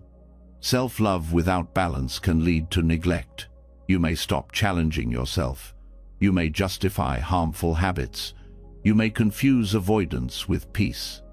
But on the other side, self-love without softness can turn into punishment. You may set impossible standards. You may speak to yourself with criticism instead of care. You may push past your limits, believing rest is weakness. The middle way is not about being neutral or indifferent. It is about staying connected to reality. It is about knowing when to pause and when to act, when to comfort and when to challenge, when to let go and when to hold steady. It requires humility because it asks you to drop rigid identities like always being the achiever or always being the healer and, instead, be honest about what is needed in each moment. One of the ways to practice this is by observing your inner dialogue. Is your self-care coming from a place of kindness or from fear? Are you treating yourself like a project to fix or a person to care for? Are you using routines as a way to support yourself or as a way to control everything? These questions help you see if your actions are aligned with wisdom or reaction. Balanced self-love also requires boundaries. Saying no is not neglect. It is a form of respect. Saying yes to your needs is not selfish. It is how you build resilience. But balance means you also consider the impact of your actions. You ask how your care affects others, how it shapes your life, and whether it is rooted in clarity or compulsion. This middle path includes structure and fluidity. It means you may have routines, but you're not rigid. You're willing to adjust when needed. You're not attached to being perfect in your practice. You understand that rest and discipline are not opposites. They are both forms of care when used with intention. The middle way helps you navigate moments of uncertainty. When you don't know what to do, it offers space to pause and feel into the next right step. You don't have to rush. You don't have to have all the answers. You simply return to what is true in this moment. What would be the most loving action right now? Not the easiest, not the hardest, but the most true. This approach also allows for joy without guilt. You don't shame yourself for enjoying life. You don't believe you must suffer to grow. You learn to trust your pleasure when it is rooted in presence, not in escape. You stop dividing your life into what's spiritual and what's indulgent. You begin to see that everything, eating, resting, working, playing, can be sacred when done with awareness. You stop measuring self-love by how much you do or how little you need. Instead, you measure it by how connected you feel to yourself. Are you listening? Are you responding with care? Are you honoring your truth even when it's inconvenient? The middle way also helps you stay resilient in the face of change. Life is unpredictable. Needs shift. Circumstances evolve. Balance is not a fixed position, it is a dynamic state. Like walking a tightrope, you are always adjusting. The goal is not to freeze in perfect posture, but to keep moving with awareness. This path requires gentleness. You will not always get it right. Some days you may lean too far into comfort. Other days you may push too hard. The practice is not about perfect balance. It's about returning again and again with honesty and compassion. You begin to trust yourself more deeply, not because you always feel confident, but because you have learned how to listen. You've learned how to stay with yourself, even when things are messy. You've learned how to offer both comfort and structure, both stillness and motion. In this way, the middle way becomes not just a practice, but a relationship with yourself that is based on respect, not rules, on care, not control, on presence, not performance. And this relationship grows stronger each time you choose balance over extremes, each time you choose to pause before reacting, each time you choose to meet yourself not with judgment, but with wisdom. Loving yourself in this way doesn't always feel dramatic. It may look like choosing sleep instead of scrolling, like walking away from a habit that no longer serves you, like showing up to a commitment because it matters, even when it's hard, like taking a break because your body is asking. These small acts of balance create a life that is stable, kind, and whole. The middle way invites you to live in alignment not just with ideals, but with reality, with the truth of your changing needs, with the truth of your imperfect humanity, with the truth of your deep capacity for both discipline and tenderness. This is how you learn to love yourself, not by swinging between extremes, but by walking the steady, honest, and compassionate path that honors the complexity of your being. Step by step, choice by choice, presence by presence. As you walk the middle way, neither forcing nor avoiding, neither denying nor indulging, you begin to see yourself with more clarity. You hold space for both strength and softness. You learn to care without clinging, to rest without guilt, and to act with integrity instead of impulse. But even as balance begins to shape your choices, there may still be something that lingers quietly beneath it all: the weight of your past, the moments you wish you could take back, the versions of yourself you now see differently, the harm you may have caused when you were unaware, afraid, or in pain. And here, the practice of self-love meets one of its greatest challenges: the work of forgiveness. Forgiving yourself is not about forgetting. It's not about erasing history or pretending nothing happened. Forgiveness is the process of releasing your identity from being frozen in your worst moments. It is the choice to stop punishing yourself endlessly for who you were when you didn't yet know what you know now. And this is where the Buddhist understanding of karma offers a vital shift in perspective. Karma is often misunderstood. It is not a cosmic punishment system. It is not fate. It is not a verdict passed down by the universe. In its truest form, karma means action. It is the natural law of cause and effect. Every action creates a ripple. Every choice leaves an imprint. But karma is not fixed. It is fluid. It moves with you, and it changes as you change. This understanding matters deeply when it comes to self-forgiveness. If karma were permanent, you would be stuck. There would be no room to grow, no way to repair, no chance to heal. But karma responds to what you do now. It does not freeze you in place. It gives you a way forward. It allows transformation not through denial, but through intentional action. Forgiving yourself through the lens of karma means recognizing that while past actions have consequences, they do not define your future. It means acknowledging the harm you may have caused, but also choosing to meet that recognition with responsibility rather than shame. Shame keeps you stuck. Responsibility opens the door to redemption. When you see that karma responds to present action, you realize that every moment is a turning point. What you do now matters more than what you did then, because now you can choose with awareness. Now you can act with compassion. Now you can plant different seeds. This doesn't undo the past, but it changes how you carry it. It shifts your focus from guilt to growth. You begin to ask, what can I learn? What can I offer? How can I live differently now to honor the truth I have discovered? Self-forgiveness is an act of love grounded in clarity. It is not about making excuses. It is about refusing to keep your heart in chains. It is the recognition that you cannot heal through self-punishment. Healing comes through presence, through care, and through the choice to live with intention from this point forward. Understanding karma in this way also helps you stop identifying with your mistakes. You are not your past actions. You are the awareness that sees them. You are the one who is growing, the one who is choosing differently, the one who is willing to change. This shift is powerful because it gives you back your agency. It says, you are not broken. You are responsible. And being responsible is not a burden, it is a gift. The process of self-forgiveness begins with honesty. You acknowledge the impact of your actions. You don't minimize or deflect.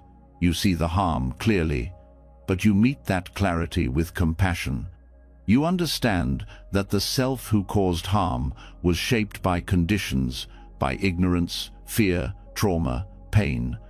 And you also understand that the self who sees that truth now is capable of doing better. This dual awareness of past harm and present wisdom is what makes forgiveness possible. Without awareness, change cannot happen. Without compassion, healing cannot unfold. But when the two come together, karma begins to move differently. The energy you put into the world starts to reflect your growth rather than your pain. You also begin to act differently, not to erase the past, but to transform your relationship with it. You offer apologies where possible. You show up more fully. You stop repeating the same cycles. You build trust with yourself by living in alignment with your values. These actions, over time, begin to soften the weight of your regrets. Forgiveness is not a switch, it is a path. Some days it feels easy, other days old guilt resurfaces. That is part of the process. What matters is that you keep walking, that you keep choosing compassion, that you keep remembering that karma is dynamic. Every kind word, every honest action, every loving choice rewrites the path ahead.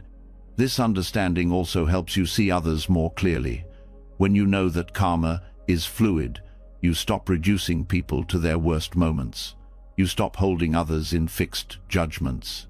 You begin to allow the possibility that they too can grow, just as you have. This softens your relationships. It brings more empathy into your world. And it strengthens your ability to offer forgiveness, not just inwardly, but outwardly. Through this lens, your journey becomes one of alignment. You live in a way that reflects who you are becoming, not who you were. You stop defining yourself by old stories. You start writing new ones, not to cover the past, but to honor the truth you've found through it. The freedom that comes with self-forgiveness is not light or superficial. It is deep, it is grounded. It comes from knowing that your past shaped you, but it does not have to confine you. It comes from realizing that what you do next is what matters most. You stop running from what happened. You stop hiding. You begin to carry your story with integrity. You share it where it can help. You learn from it where it can teach. And you offer yourself the same compassion you would offer a friend. Forgiving yourself also means honoring your humanity. It means recognizing that mistakes are part of being alive. That imperfection is not a flaw in your design, but part of your path. You stop holding yourself to impossible standards. You begin to offer kindness without needing to earn it. This shift creates space. Space for new action, space for deeper love, space for a future that is not a reflection of your past, but a reflection of your presence. You learn to sit with yourself again, not as someone to correct, but as someone to care for. You become less afraid of what you've done because you've learned how to meet it with truth. You become more willing to keep showing up for your life because you trust that your presence matters. In this way, karma becomes not a burden, but a path of redemption. It reminds you that nothing is set in stone, that your actions carry weight, but so does your awareness. That healing is not found in guilt, but in conscious, loving choice. Self-forgiveness is how you reclaim your voice, how you rebuild trust with yourself, how you allow love to reach places in you that have long been abandoned. And in every breath, every choice, every step forward, you are rewriting what karma means, not as punishment, but as transformation, not as history, but as possibility, not as something to fear, but as a reminder that you always have the power to begin again. You've just taken a journey through the heart of the Dharma, own breath, one truth, one act of self-love at a time. From understanding your mind's habits to forgiving your past, from sitting in noble silence to embracing your changing body, you've seen that self-love in Buddhism isn't about pampering or praise. It's about presence. It's about choosing compassion when it's hardest. It's about realizing you're not broken, you're becoming. You've learned that real love begins when you stop running from yourself, when you breathe into suffering instead of avoiding it, when you stop clinging to who you were and start honoring who you are. You've seen that your value isn't in perfection, but in your willingness to stay present even when it's uncomfortable. And through every lesson, whether it was emptiness, equanimity, karma, or into being, you've been reminded that you are not alone. You are part of something vast, wise, and deeply alive. So before you drift off into rest, leave a comment below. What truth touched you the most tonight? Was it something you already knew but forgot? Or something new that softened your heart? Write it down. Let others see your insight. Your words might be what someone else needs to heal. If this brought you peace, or even just one quiet moment of stillness, consider subscribing to the channel. There's more to explore, more to heal, and more space for you, just as you are. Until next time, breathe gently, rest fully, love deeply. You're already on the path.